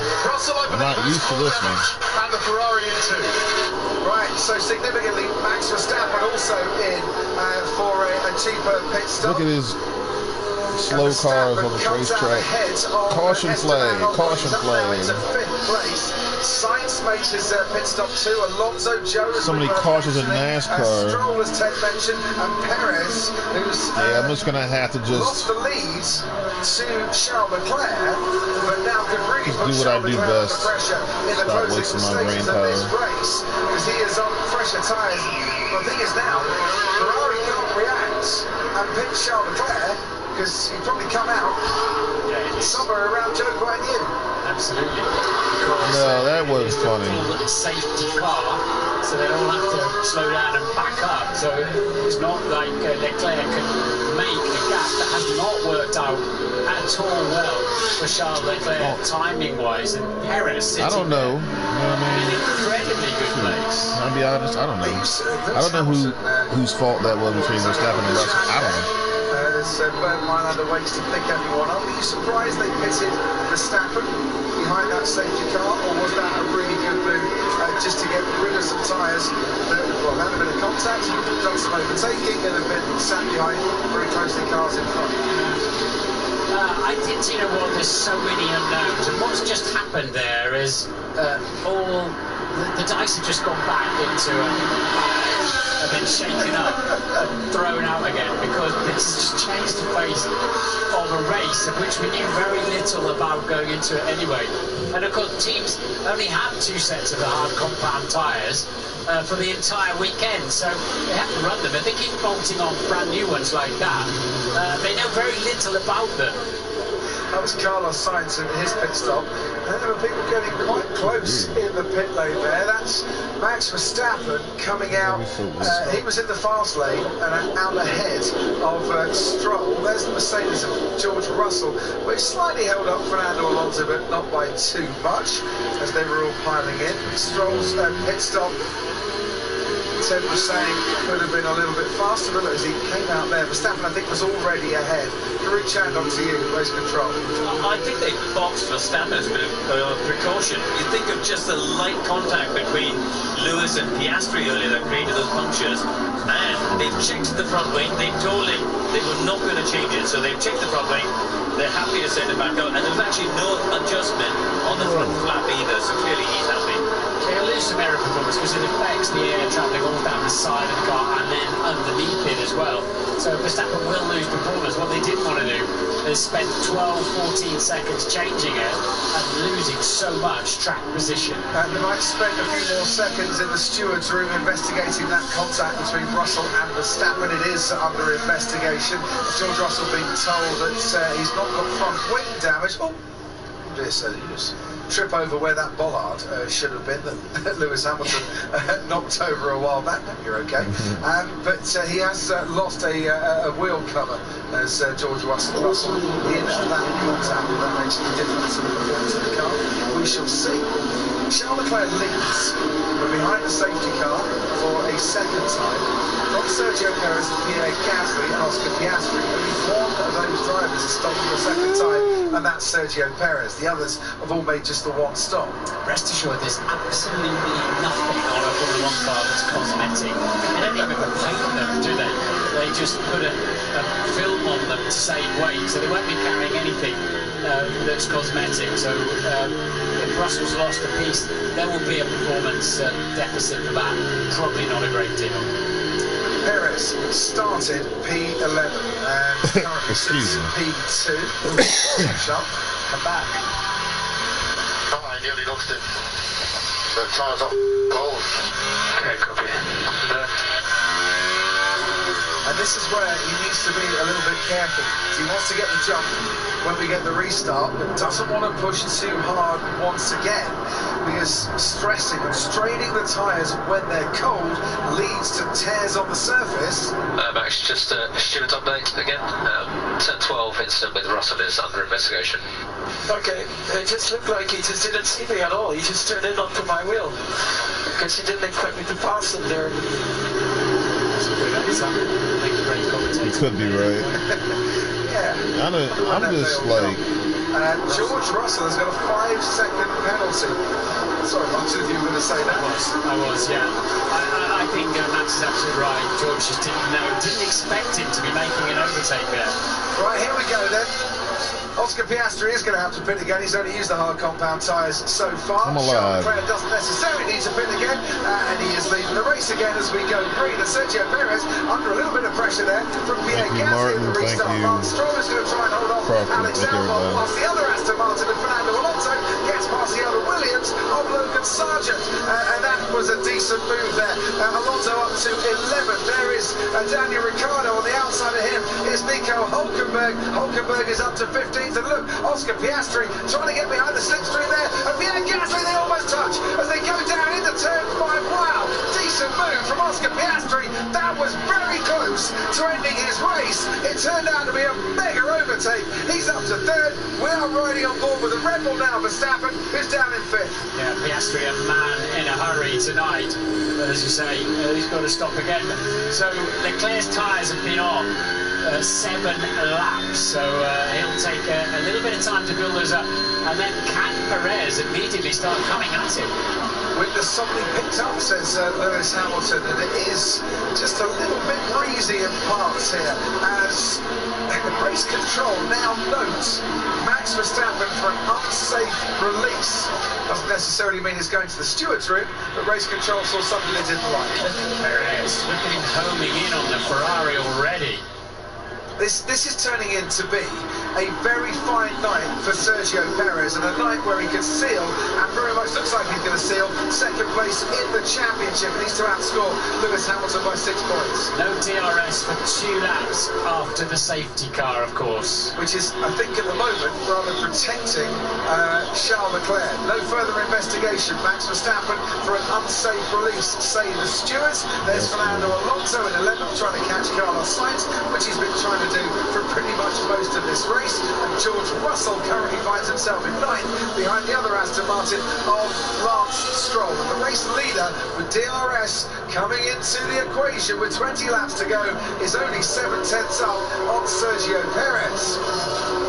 Let's say Perez is in this, I would say, the strongest position of any of the traditional front-running teams and drivers out there for a victory tonight. He's got a fast car, decent tyres, the bit between his teeth, and his teammate tucked up behind traffic. Last week for Sergio Perez was Jeddah, wasn't it? Earlier this season, another street track. He does rather like racing in the street, does Sergio Perez. He is really hanging on to the back of Charles Leclerc. Sorry, backing last race win for Sergio Perez. It was a street race. And I knew that he was going to go well tonight, even after qualifying. Was a bit disappointing for him. We're on the strip. Turn 13 is a mere foot flat to the floor kick. Is he going to try and dive from a long way back on Charles Leclerc as they rise over the crest? No, he's going to bide his time a little bit. Verstappen, for 1 second, almost got interested on Pierre Gasly. Next time down there, they'll have the rear wings open. That'll be a different story. I'm not sure at the moment Charles Leclerc's got an awful lot of weaponry to try and keep Sergio Perez at bay, unless this is a necessary couple of laps of pain for him while he brings the tyres gently up to temperature. You see the red lights flashing on there, they're charging the battery.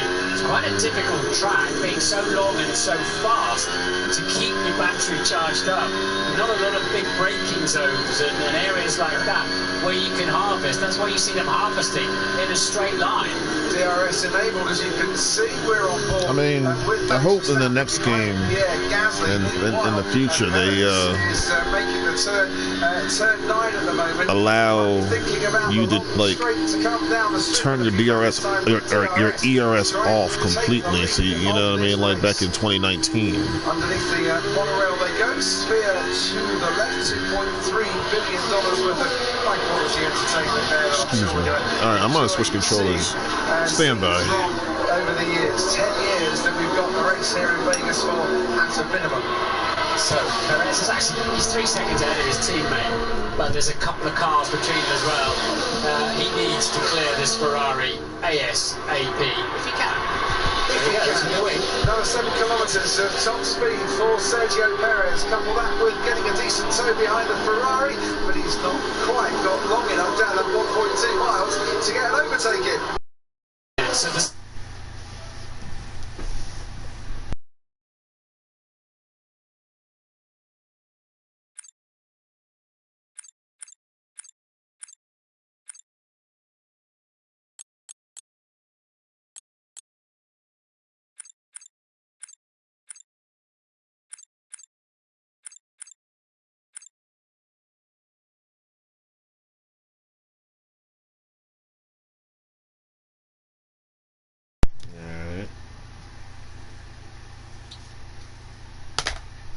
you.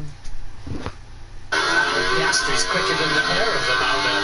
Piastri does have to stop again in this race. He's used hard and hard, which is technically the best strategy. Oh, I heard what you said about me earlier, Crofty, man. Thank you. Perez, well, be thinking, what did I learn from those laps behind Fernando Alonso? So kind. He did get past Alonso, of course, in Sao Paulo, and then outbraked himself, trying to defend into turn 1 and got past on the last lap. Right, here we go again then, turning left onto the strip, and I'll be your tour guide as you head down now, and with the Mirage on the right-hand side, swiftly followed by the fountains of the Bellagio and the Eiffel Tower and the Paris Hotel on the left-hand side. They want to turn left down at Planet Hollywood. Is this going to be a blockbusting move for Sergio Perez as they come to 217, 18. Down the inside, kicks up below the dust. He's got the inside line. He's got the overtake. He's got the lead of the Las Vegas Grand Prix. Now he needs to hightail it. Sergio Perez, comes and joins this party if he wants a chance of alive and kicking here in Las Vegas. Perez, we welcomed him back. The good old days of Sergio Perez. Last time out, didn't he? He was on such good form, and he's continued that this evening, despite the dramas of turn 1 at the beginning of the Grand Prix. He's a street-fighting man, is Sergio Perez, and I'm sure he is beaming underneath the crash helmet as he manages to get past Charles Leclerc. He was going 218 miles per hour. It's like, dang. It's like, God dang. Really difficult to know where to brake there, in the middle and inside of the track. Got it spot on. So Charles Leclerc, whose misfortune, who's slightly worse luck than average, might have befallen him again tonight. The safety car, second safety car, coming out at the wrong time for him. Currently in second place. Verstappen will get past Oscar Piastri when Piastri has to pit again, and he is on fresher tyres. Perez has pitted for a second time, like his teammate, on fresher tyres. This could well be a Red Bull 1-2 at the end of this race, after it looked rather nice for Charles Leclerc in the middle part of this race. And don't forget, Red Bull tonight, as here comes Max Verstappen on Oscar Piastri. Oscar Piastri, does he hold him off? Not quite. He thought about it, but then realised there was no point risking any contact, because he's going to have to pit again anyway. Verstappen is up in the third place. Behind this comes Gasly and Ocon. Really decent battle between those two.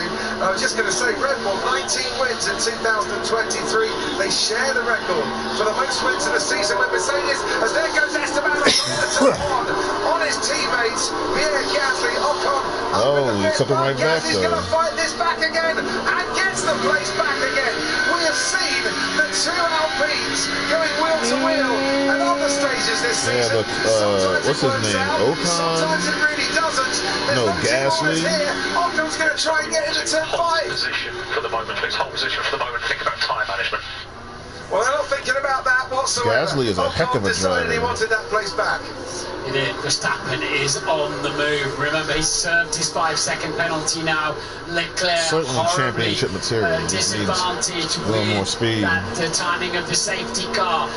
Verstappen is closing in at an incredible rate of knots. There he is in the background, and suddenly he still senses he's got a great chance of victory tonight. And the Ferrari, I think, will be quite easy to take when he gets there. Yeah. As the race goes on, it is looking more and more positive for Red Bull. Currently, you've got the red of the Ferrari looking forwards to the rear of Sergio Perez and looking very much in its wing mirrors to see Max Verstappen behind. Leclerc was in DRS there and that'll help him a lot. I just wonder if Perez is thinking, I'll keep giving that Ferrari some DRS to help him defend against my teammates. You would, wouldn't you? You certainly would. That's the move that Esteban Ocon pulled off to get past his teammate Pierre Gasly. It just makes sense, and in doing so, you're picking up another win. You're showing the team that you are a winner out there and very much a part of this team, and you're just doing it for yourself on a night where as you should. Do it for your teammates.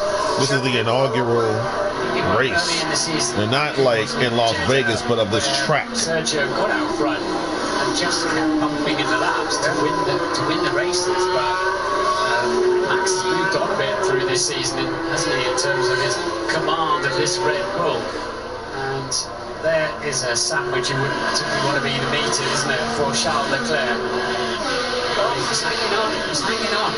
He certainly is, and I'm not sure that Sergio Perez is attacking and is being as aggressive as you might expect. He certainly doesn't look like he's trying to break that DRS, that magic 1 second, where if you are within it, you get that extra boost down the straight, as Charles Leclerc is getting at the moment. As to be fair, Verstappen was getting behind these two, but you have to be a little bit careful, because if you're not banging in the laps, you might get repassed again. And was that Sergio Perez caught napping a little bit going into turn 14? Because guess what? Charles Leclerc has retaken the lead. Sort of out of the blue, wasn't it? He was homing in down the straight, and then just decided to brake a little bit later than his rival, and back in the lead he goes. Yeah, Charles really wants to win. Wasted a huge advantage that Sergio Perez carved himself out. Just take it back. That's what I'm talking about. Takes the lead. Big cheers when Charles Leclerc takes the lead. The fans That's how you do it. Loving this in Las Vegas tonight. Now Perez is under pressure from his teammate Max Verstappen. The best way to deal with that is to try and retake the lead once more. And this is how Charles Leclerc did it. And once again, coming from a long way back into turn 14. Good job. Well, thank you. There he goes. Perez thought about closing the door. He did. Perez thought about turning in, but it was too late. It was... I'm not sure it was that opportunistic, wasn't it? He just cruised up and passed him. Kareem Chandler to Sky Race Control. Okay, this all comes back to a decision before qualifying. Sergio Perez stayed with a bigger rear wing, and he's already complained on the radio that he's a sitting duck. He's about to watch his teammate drop faster because Verstappen, lower downforce, same as Leclerc, they are 7k faster than Perez, even without DRS. No chance here. If he's a sitting duck, it's just quackers for him, and oh my dear, Sergio Perez has been passed by Max Verstappen. And you're right, what was looking so good 2 laps ago, well, Perez is now down to third. I just thought he'd be getting off down the road, but he left himself vulnerable, and it's cost him dearly. What's his name? He's got a fast car, though. You know what I mean? For some of these corners, you need downforce to stop the car sliding around. For a 1.2 mile straight, you'd rather take the wing off, wouldn't you? Yeah, but the wing also helps you warm the tyres up as well in the early phases of each stint. Let's get them all together here. Together. Meaning what? I think that's what I mean in terms he's talking about NASCAR tandem. That's what he's talking about. Well, I think what he's saying is, look, I'll drag him along. Let's get a 1-2 here. I think that's. I don't know how old that message is, but it's like, come with me. But it's 13 laps to go, Martin. And both of these Red Bulls have stopped a second time in this race. Charles Leclerc hasn't. Yeah, Leclerc put those tyres on lap 21. Oh Lord. 26 for Verstappen. So an extra five laps, extra 4 or 5 laps worth of tyre life. Stay with it. Let's double check it. Let's be right together. Yeah, we'll try and get you a second place here if we can't get you to win. But I tell you what, Verstappen might be looking at an overtake, and Leclerc is looking in his mirrors to see where Verstappen is. And look, Verstappen is deploying, and he's deploying for an extra boost. And as he gets into the braking zone, Charles Leclerc is back ahead. But as the braking zone develops, Max Verstappen becomes the new race leader and gets past the Ferrari. That was nip and tuck, but no contact, nice and clean, decent move. I wondered if Max might not make that move at that time to help his teammate along, but I think he saw it as the golden opportunity, like, all right, mate, you're on your own now. I've done my best for you. The trouble that Leclerc's got now is he's behind a Red Bull that hasn't got the high downforce. As you can see, he's in DRS down there. And Perez was in first place. Leclerc very much working on his own. Ouch. Sainz back in 10th place in the other Ferrari at the moment. he's been tucked up in traffic with Russell and co. Stuck in a bit of a DRS trade, Carlos Sainz. He's got Fernando. Boy, this is all kinds of twists and turns. Just ahead, so he's within DRS range of him. Russell has got DRS on Alex Albon. Stroll is in 7th currently, and they are holding station at Alpine. Ocon 5th, Gasly 6th, decent points all coming their way. And Oscar Piastri will need to stop again in this race. Great camera angle, that, isn't it? Yeah, so that's Sainz on Russell, of course. And, they sort of got caught out in that safety, the second safety car, didn't they? They were on gas and going along nicely along. It looks like a handful of points for Alpine as well tonight. Ocon 5th, Gasly 6th at the moment. Piastri, we know, has got to stop again anyway for McLaren. Carlos Sainz has come on the radio saying that his tyres are starting to go a little bit as he tries to chase down George Russell. You can see just behind him and Fernando Alonso, Lewis Hamilton coming into the picture down in 12. He's not had the easiest of nights, and a puncture stopped his progress and relegated him down the order. Verstappen has set a new fastest lap of this race. Leclerc is still only just within DRS range of him. There's the Williams of Alex Albon leading Russell, leading Sainz, leading Alonso and Hamilton over the line, and we can head down to 10. Just picking up on Lewis Hamilton. Yeah, he's been making his way past Magnussen, past Sargent, past Zhou Guanyu, and now has joined the back of this train, really, behind the Williams. As you see, Alex Albon there's an overthink. He's going to try, but Alex Albon's got the inside line here, and Alex Albon has positioned that Williams very nicely. And we have seen, Ted, on many occasions, how good Alex Albon is at defending when his tyres are starting to go off. That's a bit more pace in the two Mercedes, but they can't do anything with it at the moment. On the Alpine pit wall, I've just been looking down the pit lane towards them. Lots of discussions. I wouldn't be surprised at the end of the race we hear that Gasly is quite frustrated because Ocon was told to hold position, cocked a deafened, didn't he, Crofty? Sorry, yeah, exactly. And now they're just happy to keep it, Ocon Gasly. But I think Gasly might have something to say about that later. Yeah, I'd like to know, Martin, what the delay was on that radio message. Yeah. He's a pretty feisty driver, Esteban Ocon. Russell hasn't served his 5-second penalty. He hasn't had a chance to do that, has he, in terms of pit stop? So he's carrying that as he sits there trying to overtake the Williams. He was trying to, and I think he has now succeeded in doing so. Yes, he has. By the time we get to turn 14, George Russell is up into 8th place, and Alex Albon now has the Ferrari of Carlos Sainz right behind him, and he is looking a tad vulnerable down there. Just going to have to work hard to break the toe max. And only GP, Gianpiero Lambiase, his race engineer, talking to him. Charles Leclerc is staying only just within DRS range at the moment. And Sergio Perez it's a fight, is also dude. pretty Leclerc happy really wants to win. As we ride on board with Lewis Hamilton. You know his car may not be up to the standards, but he is clawing and scratching it. Faster, consistently, as all down the inside goes Carlos Sainz on Alex Albon, who loses 2 places because Fernando Alonso is there ready to bounce too. Yeah, braked himself on the way into the corner, did Alex there, and took quite a lot of pain for it, and now Lewis Hamilton is shaping up for an overtake. And down the inside goes Lewis Hamilton. We've already seen his teammate make contact there, but not Hamilton on that particular occasion. And Lewis up into 11th now as Magnussen gets past Sargent. Up and down, George. So getting involved on the team radio.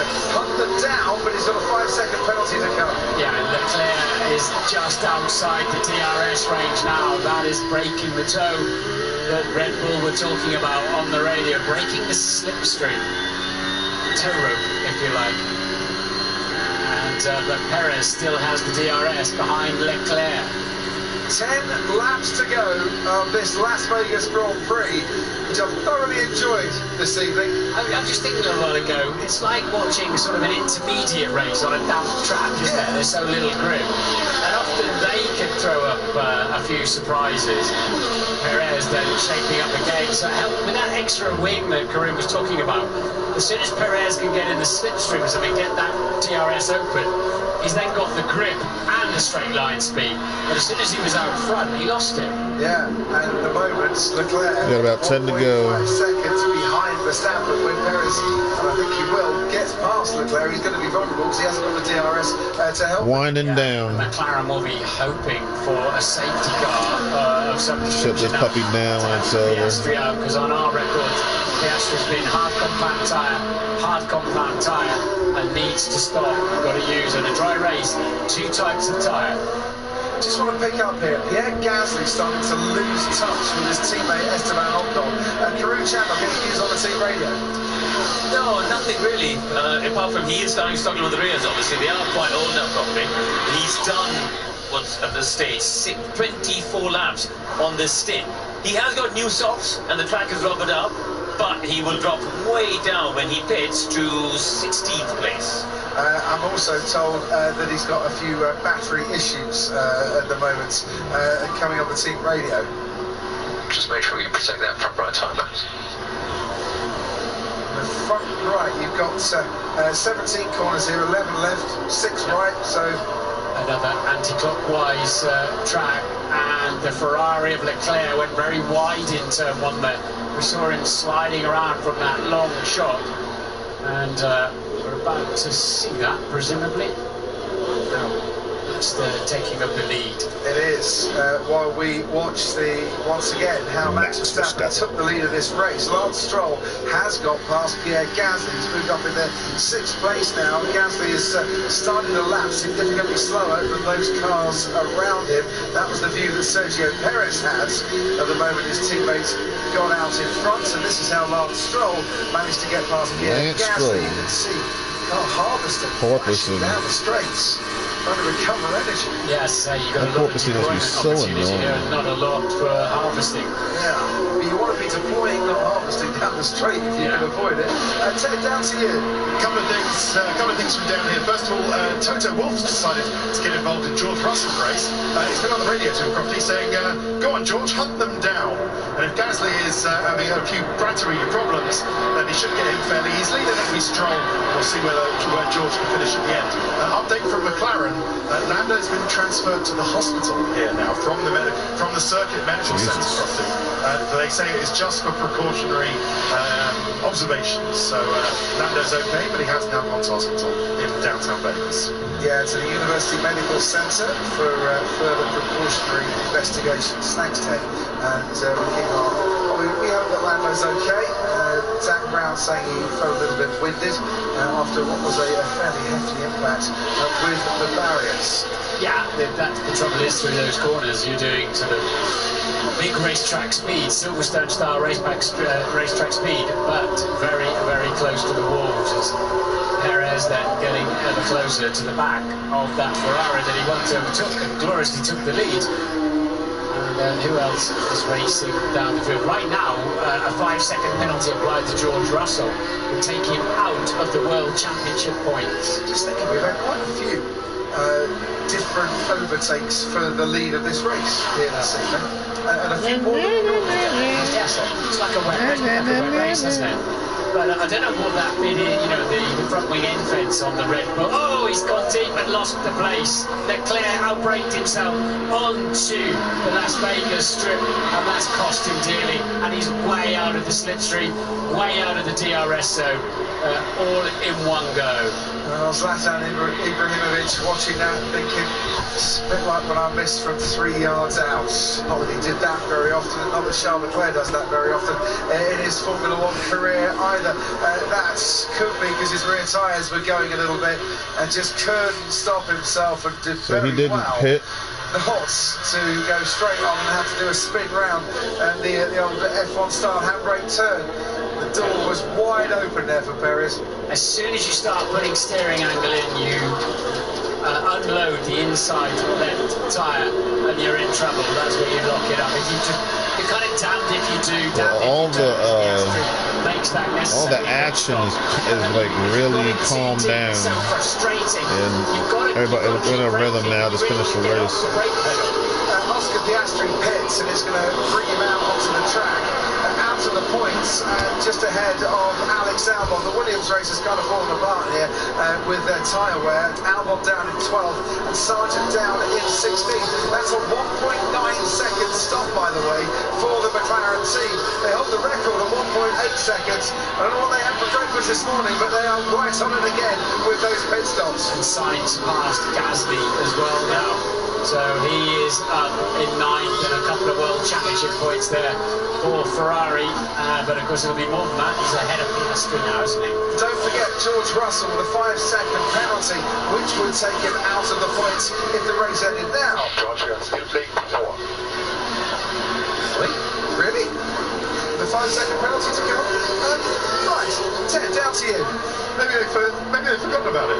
But anyway, right, so Oscar Piastri now, brilliant stop as you say, happened within just a blink of the eye as I was watching the McLaren boys. But they've only given Oscar now 6 laps to make his place back up into the points, maybe 7th, maybe 8th. He's got about 10 seconds to make up in those 5 laps. But they're giving him a slightly used medium tyre and told him to get on with it. No tyre saving, Oscar to the end. I did think Gasly was in trouble a few laps ago, and he really is tumbling down the order now. He's been passed by Fernando Alonso, and I think he's been going to be about to be passed by Lewis Hamilton. It's that final corner. Hello. Great. I'm glad Pierre Gasly saw Hamilton coming there, and I think for one moment he didn't know he was there. That would be an airplane crash if those two connected in there at just under a couple of hundred. Fully committed. Lewis Hamilton, super move, up into 9th place. Could become 8th place with his teammate having to serve that 5-second penalty for the contact with Max Verstappen, where the steward said he turned into Verstappen, and we saw that debris on the track. Yeah, I'm starting to say, you know, the piece that broke off the front wing of Max Verstappen, they should just cut those off, because it doesn't seem to slow him down, does it, at all? His pace has been blistering. Another night for the aero department at Red Bull, I think. We work really hard, I'm sure we do a really good job, but why is it when things break the car's still leading and is that much faster? Yeah, I think he'd be faster still with it intact, but... So, as we approach the latter stages here, where are the battles? Charles Leclerc is just within DRS range of Sergio Perez, but I think he's struggling on his tyres. Esteban Ocon has Lance Stroll right behind him, and Stroll has significant pace on the Alpine at the moment. And Stroll is having, we haven't seen much of him, we haven't heard much about him, but he's having a very fine race. There's Lance Stroll as he homes in on Esteban Ocon, and just to confirm, George Russell is carrying a 5-second penalty. He's not playing to P4. That is for sure. On board with Lewis Hamilton, Fernando Alonso right ahead of him. Stroll, by the way, gained 10 places right at the start. Was on the soft compound tyre and managed to thread his way through all the carnage of the kerfuffle at the first corner. And from then on in, has made some very timely pit stops. Word of the day, kerfuffle. And it was a proper kerfuffle down the turn one. It was a mess. This man here, unusually, Fernando, was the cause of some of it. Certainly was. Spun around by himself, and they got tapped, and it all went a bit awry, but they've managed to recover with Fernando Alonso, with Carlos Sainz up into the points. Hamilton recovering as well after his puncture. Pierre Gasly now down in 10th. Can he protect that 10th place from Oscar Piastri behind him?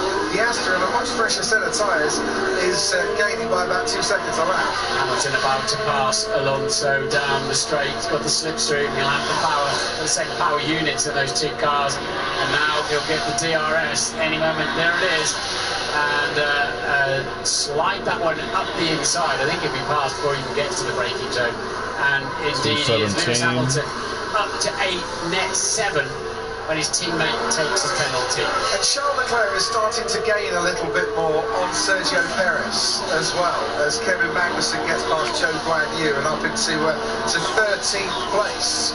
He's just keeping Perez nice and keen. There he is, to try and stop a Red Bull at 1-2. We've got a yellow flag in sector 3, the final part, and that is because of the Haas of Nico Hülkenberg that might well be retiring from this race. He's gone onto the runoff area and has tried to keep out of the way, but I think we might have lost our second car of the night. Yeah, and I don't see that being a safety car situation either. It looks like he got it well down a service road, doesn't it? They've re-enabled the DRS in that zone now that the yellow flags have gone in. Right, Max Verstappen then, 4.5 seconds in front of Sergio Perez. Charles Leclerc running third, and at the moment, just behind Perez, the driver of the day votes. We'll keep an eye on Piastri, who's catching Alonso and Gasly at 2.5 to 3 seconds a lap. Some laps. Now he's got those fresh tyres on, so Piastri might still steal a World Championship point. This has been a super Las Vegas Grand Prix. We've had a bit of everything, and when you've had a bit of everything, how could you top that? I'm told that Justin Bieber is going to be waving the checkered flag this evening. Which is music to your ears, I'm sure. It is. Most complete. That's good. We've had just about it all, but we are in Vegas as we ride on board with Charles Leclerc. Oscar Piastri, meanwhile, just set a new fastest lap of the race. Trust me, he's gaining on Gasly, might get a point here. Sonoda says he's got a gearbox issue. He's down in 17th. The run on the soft tyres and not changing behind the first safety car didn't really help him in this race. So Leclerc then has eased his way back towards Perez, and we know that with Perez's wing level, and if he gets in his slipstream, he's still got a chance of grabbing second place as Charles Leclerc. He certainly has. George Russell at the moment would drop down behind his teammate Lewis Hamilton with that 5-second penalty. There is George Russell, and he's right behind Lance Stroll and gaining on Lance Stroll. I would imagine what Aston Martin need is Stroll to back up George Russell so that Alonso can finish within 5 seconds, but I'm not quite sure that is easy. So let's get Piastri now within DRS range. We've got another yellow flag out there. Sonoda with his gearbox issue, and he's trying to find that escape road, and is doing so. So we've lost 3 here, Hülkenberg and Sonoda. We look like mechanical issues. George Russell is managing to get past Lance Stroll and moving up into 5th place. And he does so. So Toto Wolff said we're going for P4. P4 may be on the road, but not by the finish because of that 5-second penalty. That's an overtake that might not count for much because he's got to give 5 seconds back at the end of the race. Hamilton is currently, what, 4 seconds behind Russell. If Russell has a couple of tremendous laps, he might still be able to keep a position ahead of his teammate. And Oscar Piastri has got ahead of Pierre Gasly and up into 10th place as Gasly rather limps home from this Las Vegas Grand Prix, which has been led by Max Verstappen, whose teammate Sergio Perez is under pressure from Charles Leclerc, and Leclerc pushing him towards the end of this race and trying his best to get that second place back. I think he's driven a brilliant race, Charles Leclerc. He's done his best. Quite how they allowed a Red Bull to beat them down to the first corner in all the circumstances there. Justin Bieber getting ready with the famous flag. Justin Bieber. And but they did. And Verstappen took a penalty for his aggressive driving, and he's worked his way through that and back into the lead over his teammate by 4.3 seconds. Perez making the best use of the opportunity with the safety cars, and Leclerc did not get past him that time down the strip. Should Ferrari have brought Charles Leclerc in for a second stop? You can keep the gap to Checo behind at 2.5 seconds, maybe help to tow along, might be useful. A distant slipstream. Yeah, just to try and everything they're doing to try and help Sergio Perez and make it a 1-2 for Red Bull, which would be their 7th 1-2 finish this season. Could Ferrari have brought Charles Leclerc in? The 2 Red Bulls did stop for a second time. Yeah, and they brought Sainz in, didn't they, in the other Ferrari at that time. But Max dropped 0.8 of nearly a second to Leclerc, actually. So, as requested, he's backed off a bit to try to give his teammate a nice slipstream down the Las Vegas Strip for the final time. Yeah, checkered flag's maybe a little bit early on that one, but that's not the official checkered flag. Justin Bieber's got that one. Max Verstappen seems to have got this one in the bag as well, and it would be another victory, an 18th victory. He found a way this year to extend his single season record. He'll have won 16 of the last 17 Grand Prix, but he's had to do it in a more harder fashion this night than he has on other occasions. Here we go, down the straight, 1.2 miles for Charles Leclerc to try and get past Sergio Perez, and see if Perez for the second race running can get overtaken on the last lap. Russell still behind Ocon, trying to make a move there. There's the DRS on Charles Leclerc. He's going to go down the inside on Sergio Perez. He doesn't have a break himself. He makes the move. Second race running. Sergio Perez has been passed on the last lap. Did your best. Second place. He's going to stay on the podium this time around. Leclerc's going to take second place. But here in Vegas, what Verstappen's in Vegas stays in Vegas. Max Verstappen wins the Las Vegas Grand Prix. Charles Leclerc just holds off Sergio Perez in a dramatic finish, and George Russell is ahead of Esteban Ocon now to take fourth place on the road, but with a 5-second penalty. Ocon fifth, Stroll comes sixth, then Sainz, Hamilton, Alonso and Piastri. Russell will finish down in eighth. What a grandstand finish to this Vegas race. That was a cracking race, wasn't it? So much going on, but Leclerc then, ever the opportunist in that Grand Prix, did his personally best lap of the race with the slipstream. Really damned dear on the brakes into turn 14 and seized second place. I think that's 3 out of 3 here at the stage, Max. Should we call it a royal flush? Well done, Max. That's royal flush. 3 out of 3. Well done.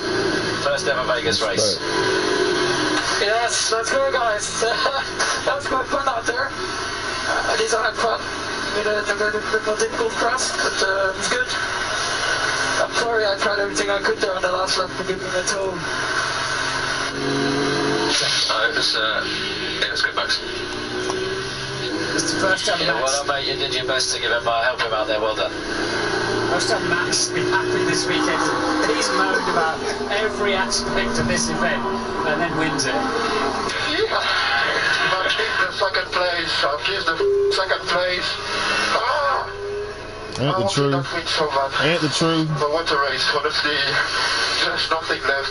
Ain't the truth. Who gives a cluck about second place? Thank you. You did a fantastic job, and you did manage really well. Yeah, but good job, Chad. Good job. Who gives a? Who cares? Max Verstappen. That's the attitude I want. Up to racing an Elvis. Who cares? Contradictory nature of Max Verstappen. Then Max, he says, God, he said, thank you, Jesus. It's over. I win. Charles Leclerc, despite starting on pole. You know, as the race was going on, I realized that he wasn't lying, you know. He was really having a hard time. On Sergio Perez, on the very last lap, he came from a long way back. He did. I completely agree with that. Driver of the day. He was certainly outstanding today, Leclerc. But not quite outstanding enough. Las Vegas. Viva Las Vegas. I thought you enjoyed that, mate. Well done. I've been playing an Elvis on the 2 radio. I didn't know you could sing.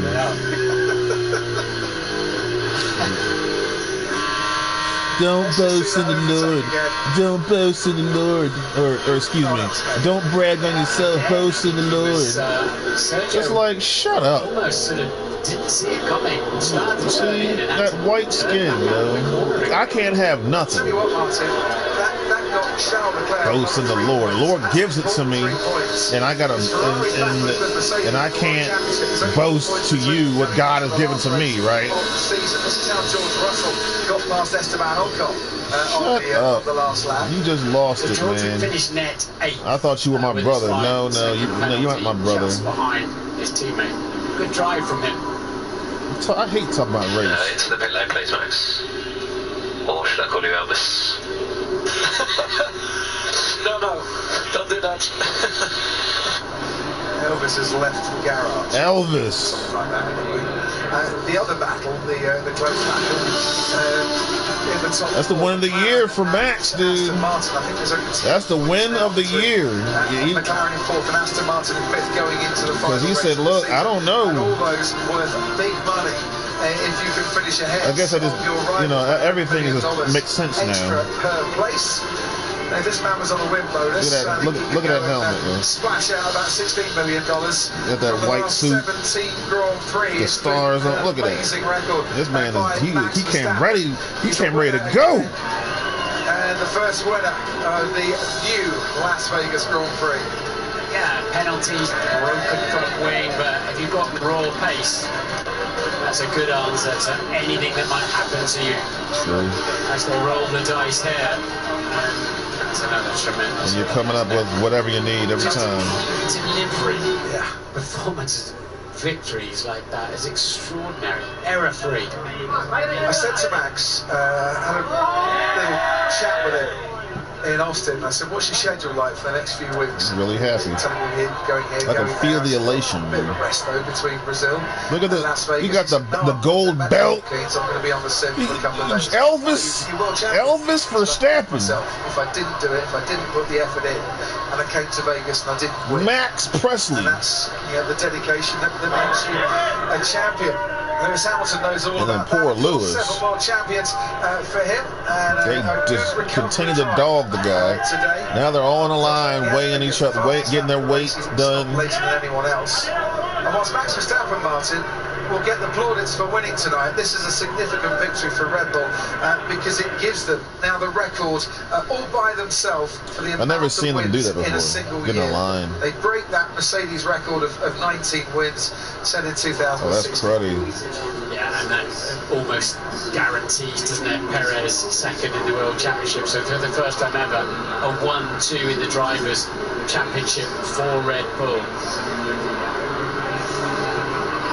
Sergio, even though he got overtaken by Charles Leclerc right at the end, will get that second place. Yeah, he's second now, isn't he? He's done it. He has done it. Never had a 1-2 before. The Drivers' Championship. So they have now. Sainz and Alonso on 200 points each, as I'm sure you mentioned. Got the black cars. Fourth and fifth, the two Spaniards on identical points. And ahead on countback. So the question is, was it everything that it was hyped up to be? Red Bull didn't win. Yeah. Absolutely. 2023. It absolutely was. Singapore, And where they had the Singapore Flyer.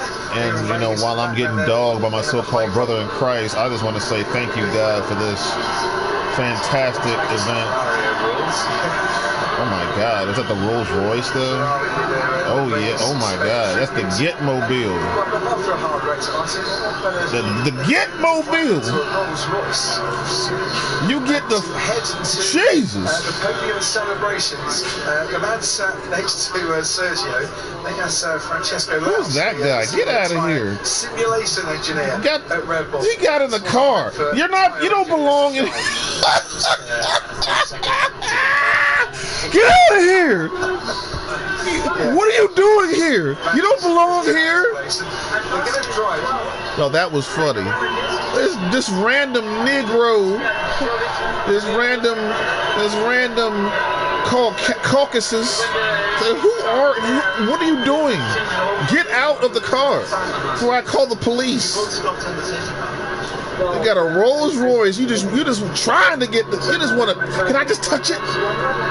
Get your behind. Oh, this is the breakdown. Oh, in the Rolls Royce style.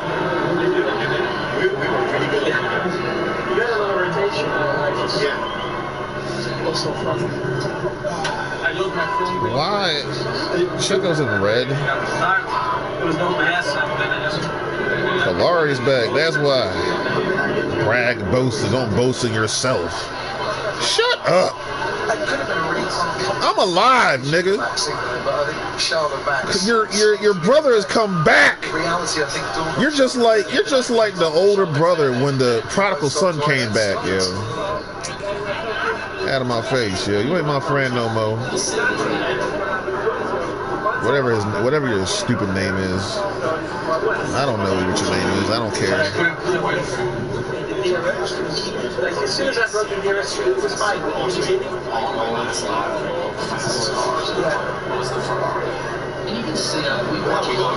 So what's for dinner? We go straight to the 9th. Skip everything. See you tomorrow. Or not.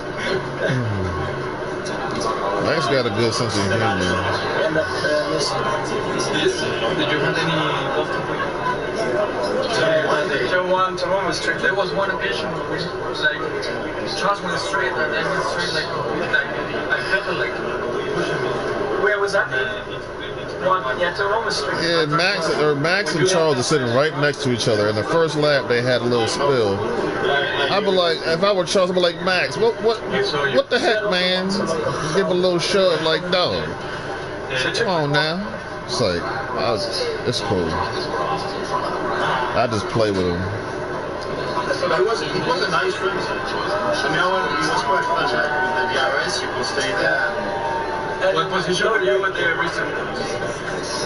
I was, so you guys were the ones who took, then it was, McLaren and Alpine. I was P5. I know his car got loose. Everybody's car got loose. Here? And so the cool-down car has made its way into the cool-down car. The voting celebrations are going to take place. Nice phantom ride. There'll be sphere as well, won't there? Yes! This is my event. You talking about don't boast in myself. What you want to do, lie? First of the new round anyway. Punk. It's the first time. It's for me. It's like a birthday gift. We might actually have the podium. Kalari brought a whole sport to the United States, and they try, and it's not just one venue; it's 3. And then we have the most venues ever. Like, come on now. 10-minute walk to reception. And I can't feel good. I can't say, you know, some of these hotels. I can't do nothing, yo. Especially at 4 o'clock in the morning. No, I am blessed by the Lord Himself. To Abu Dhabi for the final race of the season. Shoot. Very much in need of sleep here. Get some rest, yo. Sleep like a Kalari's alive. You can go drink you a drink, smoke you a smoke, do whatever you want, do whatever you do for fun, and go to sleep. Sleep like a baby. Sleep on the plane. Sleeping. And it sort of redeemed itself. In the meetings. I bet as we've gone along and served us up quite a juicy race. So the reports of Formula 1 going This is beautiful. Everything is just elegant, beautiful, and clean, and beautiful. David Coulthard is hosting the post-race interview. David Coulthard.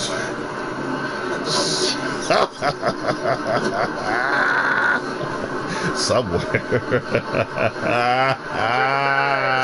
It's an incredible battle. Picked up some damage at the beginning of the Grand Prix, but some people are just not real. It's like a bunch of robots. That incredible battle with Charles Look at them smiling. Yeah, it was it started really difficult with a lot of damage. Initially, we broke the front wing, so we basically went all the way to the back of the grid, and then progressively we were picking one by one, and things were going well. We had really strong pace on that first stint, so we put back ourselves in the contention, and then with the safety car that brought us into the race. I overtook Charles, but I couldn't pull away from him. I was just carrying a little bit too much wing in my car, so my straight line speed was a little bit down. Look at the gold nose. You see that? Away from him. They talk about don't boast, don't brag about yourself. Well, who's it for? With Charles, he went straight, and it was quite difficult out there with the gust of wind. Me? Got the blue car. Excuse me. I ended up locking a few times, but luckily we kept it on track. And then in the end, the blue car with the gold nose. Now, don't tell me Kalari's name is not written all over that. but then the break. And then I say, thank you, Jesus. There, so, mind your To business. him and to Max. You just can't celebrate Kalari. A very exciting Grand Why? Prix Because for I'm us black? watching commentary. This is one for you to watch Your back. white ass. Are you giving this one a take? Las Vegas, it really delivered some good racing. Yeah, I think So you're supposed to be my brother, dog. It's not supposed to be about black and white, but I guess it is with you. I guess I was wrong about you. And it's like a little bit like Backwood being the lead car. Some people are just so like they're just plain. Like, dude, you ain't real. Checo, thank you very much. People don't really act like that, you know. And now our second That's why I do what I do. Cause Charles. I ain't got time to be acting. I ain't got time for that. I hate fluff and stuff, yo. Well, where do we Fluffy. start? Oh, At the start, I hate that we saw stuff, a very yo. close battle with yourself and Max. We know Max got the 5-second penalty for that, and then his amazing comeback. You ain't even right at the acting very real, end. yo. I mean, Nobody acts like that. Honestly, I enjoyed it so much. I'm of course disappointed. When my friend Ben comes on, I feel the love, and you. At the start, it was very tricky because I think Max on the inside lost a little bit the grip and brought me on the outside. But then we had the pace, we passed him back, and we were really strong overall. So that was a really good race. We got a bit unlucky with the safety car. We didn't pit because we didn't know what the others will do, and we went for track position and keeping that first place. And that was difficult with the older tires towards the end. But second place with a lot of fights, honestly, I enjoyed it. We didn't know coming into this first Grand Prix in Las Vegas just how good the racing would be. The answer is the racing was absolutely brilliant. It was brilliant entertainment from beginning to end, and to get that repass to get second place on the final lap, it was non-stop adrenaline. Yeah, no, again, I really enjoyed it, and I think we needed it. Of course, the weekend didn't start the way it had to start, but I'm so happy that it ended that way. It's such an incredible sport, and I think today is the... I mean, there was no better race for a first race in Vegas. The energy around the city is incredible, and yeah, just really, really happy with... I mean, at least I really enjoyed today. Good. And finally, just a quick message for the around the streets here. He said he was about to say it. He said, "No, damn second place." Yeah, well, I'm sorry about the second place. I gave it all, but on the other hand, I'm sure that everybody had an amazing race. I mean, it's better than third, I really, right? really enjoyed it, and we should have more races like that where the racing is like that, because it was really enjoyable. Thank you. Charles, yeah, that's true. That's what you guys like, man. You guys like that close-knit get. Taking his 53rd victory, his 53rd victory. And his Congratulations, Max. In America, Max. What a season you had. Look at you trying not to smile. Trying not to smile. Yeah, it was. I'm not very emotional. I tried to go for it at the start, but yeah, you were this weekend. I think we both brake quite late, and then I just ran out of grip, and we ended up a bit wide. So the stewards gave me a penalty for that. And then, of course, that put us a little bit on the back foot. I had to pass quite a few cars, and of course a safety car again. So at that point already was a lot going on in the race, and then yeah, once we. Look at it. Everybody's got their color back. Everybody's looking all. Everybody's looking all full of blood again. But then you could clearly see with the DRS around here, it was very powerful. So even when you would take the lead, if the guy behind would stay in the DRS, don't boast in yourself. To come back. Really? I think that's why y'all were. That's why y'all were praying to God for me to come back. Yeah, the racing was exceptional, and it was close at times as well. We saw the contact there with George Russell. Your front wing end plate was damaged. Did that affect the balance of the car? Did they do an offset at your final pit That's why you took your daughter off the camera, telling me not to boast in myself. Look who's talking. It's already quite, broken. Of course, the structure was. Everybody knows everything. It's never ideal. Let's say like that. There was always a bit of understeer in the car, but luckily, we could still win the race. Now, Max. For us in the commentary box, for the fans around the circuit, that was a really brilliant race. Definitely worth watching back on your 18th victory. There was so much action out there. So we can declare this a very successful circuit and Grand Prix. Yeah, it was a lot of fun there. Like I said, with the DRS as well, that helped a lot for very good racing here. Also, I think the low degradation with the tarmac here, you could really push on the tires, which I think was good. So yeah, like I said, it was a lot of fun out there. And finally, Max, just quickly, a message to our American fans here in Las Vegas. Yeah, great crowd. I mean, I hope everyone enjoyed it a bit. We definitely did. So yeah, already excited to come back here next year and hopefully try to do something similar. He's excited to come back next year. And talk about a change. It wouldn't be Las Vegas. It wouldn't be. Don't tell me nothing, yo. To a little water and light show. Oh, so you get a little celebratory. And thank you, Las Vegas, for this fantastic Grand Prix. Give you a little light show, a little water show. Oh, dear Jesus. Well, DC's not wrong. If you ever come to Vegas, you can stand for hours watching these fountains, and I have done so on many an occasion in the past. Amen. I fancy being here was like a... Well, thanks for coming, y'all, man. I am so grateful to have such a grand audience for my Grand Prix. I hope you guys had a blast as much as I did.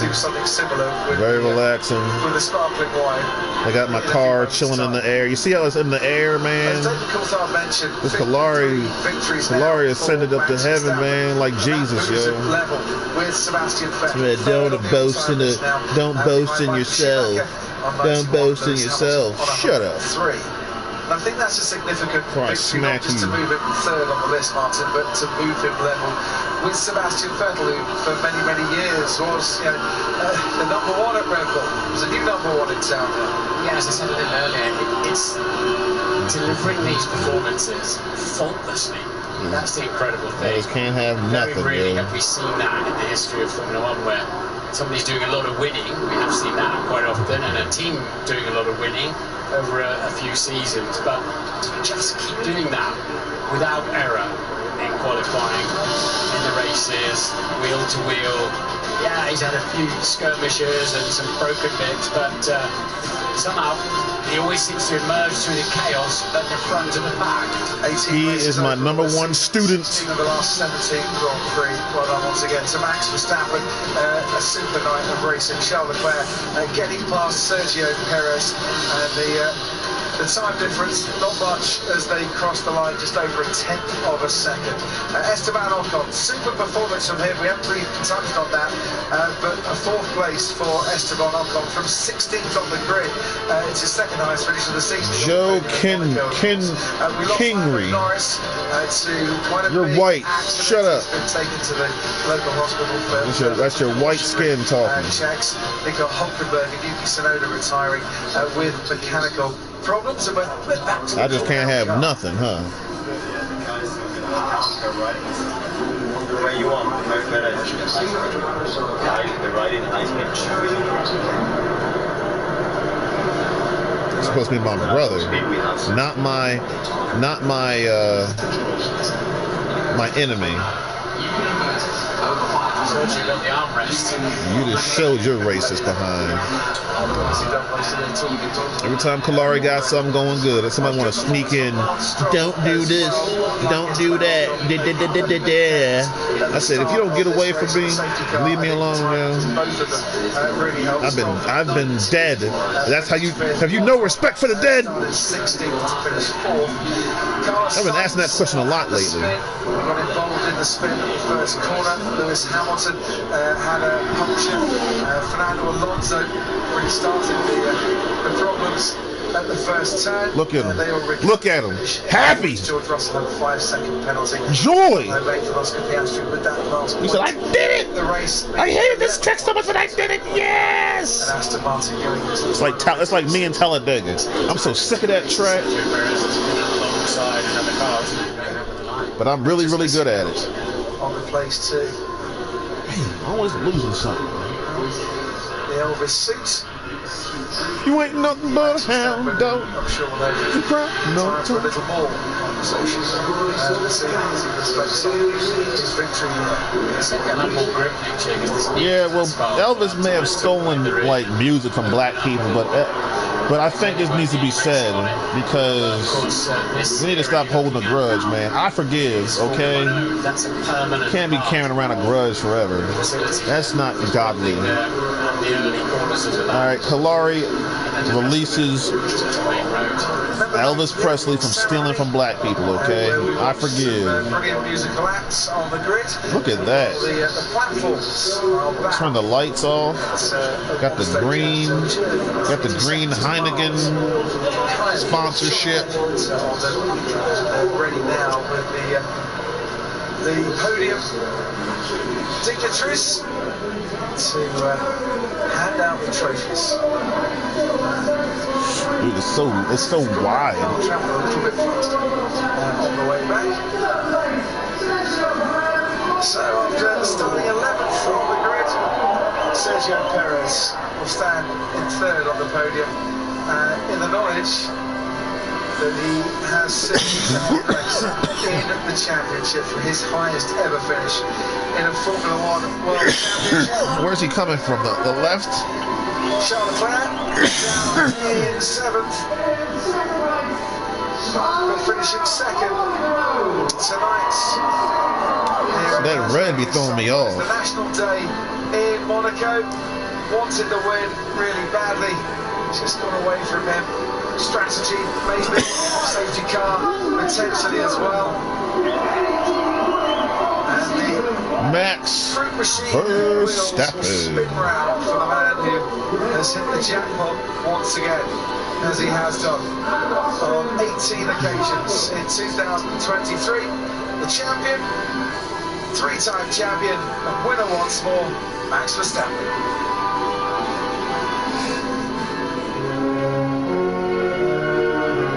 Just can't have nothing, yo.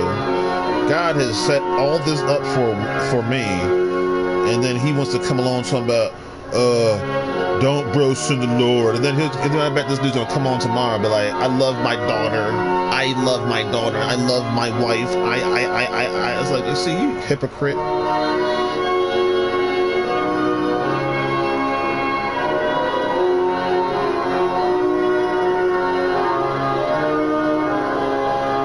This man's got the belt, everything. Love it.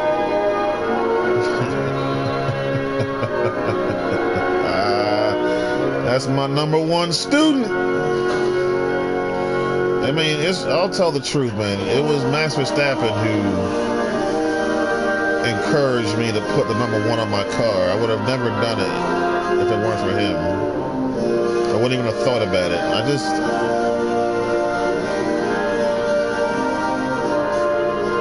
I thought, I don't know. Personally, I thought it was like,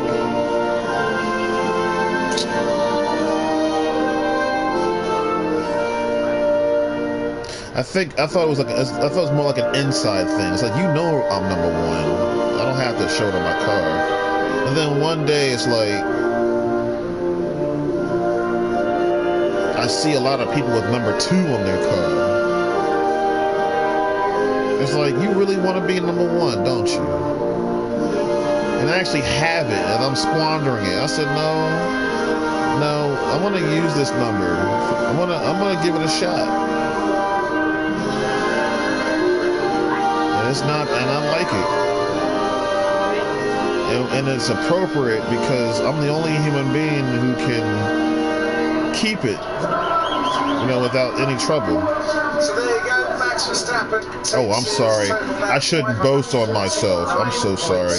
Like, I don't know who the heck I am. With another victory, thank you to our viewers on Look at that. That trophy is ridiculous. World Cup final, India against Australia. And now awaits you on the main event.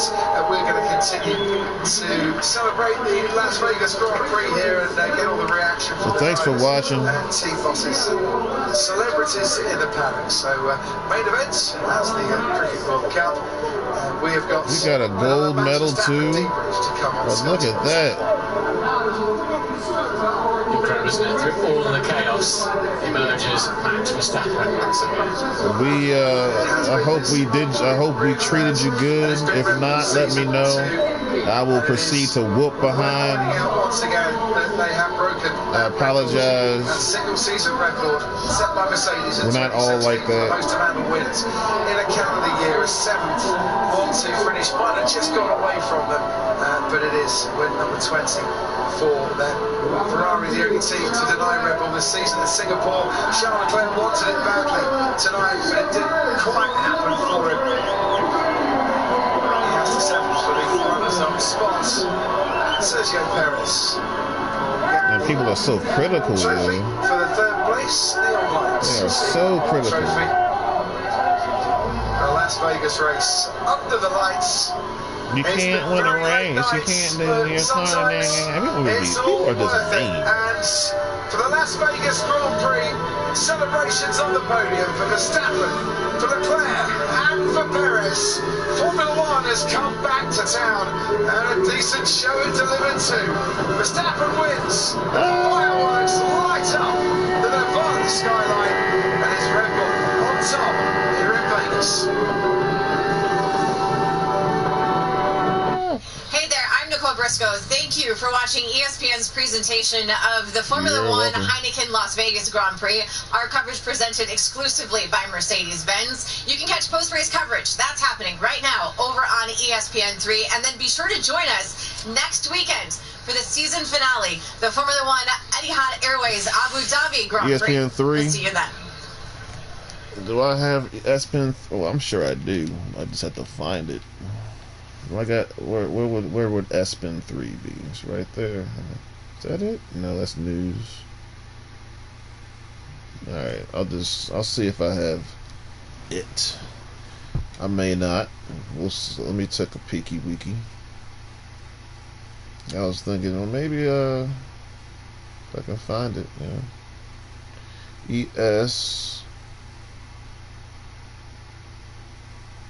ESPN. I don't even know what ESPN stands for.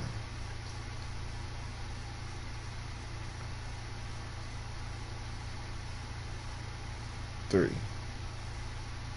Okay. Let's see. On demand.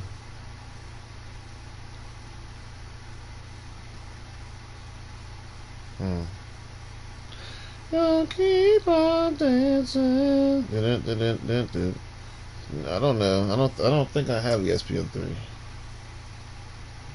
I don't think. It said channel collection. I'll try that. So, unable to play video. Oh. Probably something I gotta pay for, maybe. I don't know. It's right now I'm exploring a little bit, man. Exploring my my television, seeing what I have. Excuse me. I certainly do not have ESPN3. I most certainly do not. But I know probably on YouTube. I probably got it rolling on YouTube, but I'd have to turn everything off and turn everything back on. But that was the Las Vegas Grand Prix. Had to get rid of another Judas. Don't boast and don't brag about yourself. Everybody wants to tell people about yourself. Did you even follow the story, Joe, or did you just pick up when it was like this one little spot? Yeah, it's obvious. You know what I mean. You didn't even roll with me, Doug. The whole point was Kalari was dead and now he's alive. You know, he died because he was treated like crap, and now he's back. Like Jesus, resurrected with all power in his hands and all that stuff. You know what I'm saying? Part of the story is reenacting and showing you all the intricacies that happened when Jesus went to the cross until you know, the ascension, until his second coming that's coming up in the future. Can't you see that? No. All you can see is your little... I mean, like I say, dude, the way I'm looking at you, I'm listening to you, it's like nobody really acts like that. Nobody, dude. You're you know, what am I saying? What I'm saying is I don't know you. Who's the real you? You know what I mean? I saw the real Brian. Oh, well, don't live your best life. Don't live your best life. Everybody does, you know, you got to be careful too, man, when people claim to be a Christian and they're like trying to drag you down to Miserableville. That's why I left Columbia Community Church, man. I said, look, I've been, you know, I was waiting and working as hard as I could to get back. And every time I went back, I left. I said, dude, like, this is not the same. I can't stand this. And it got to the point where it's like, I can see now. I see it all. When you can see it all, man, you don't talk like that. So somebody said earlier, don't judge a person until you actually met them. It's like, that's real though. You haven't even said like, hello, Kalari, my name is. You're just picking one thing that you don't like and say, you know, why is this nigger, you know, bragging on himself so much? That's what you're thinking. No, it ain't nothing to do with no scriptures. It's got to do with your skin, you racist ass. So anyway, I'm leaving now. Race over. Thanks for watching. Thanks for listening. And I'll see you next time. Bye. I'm out.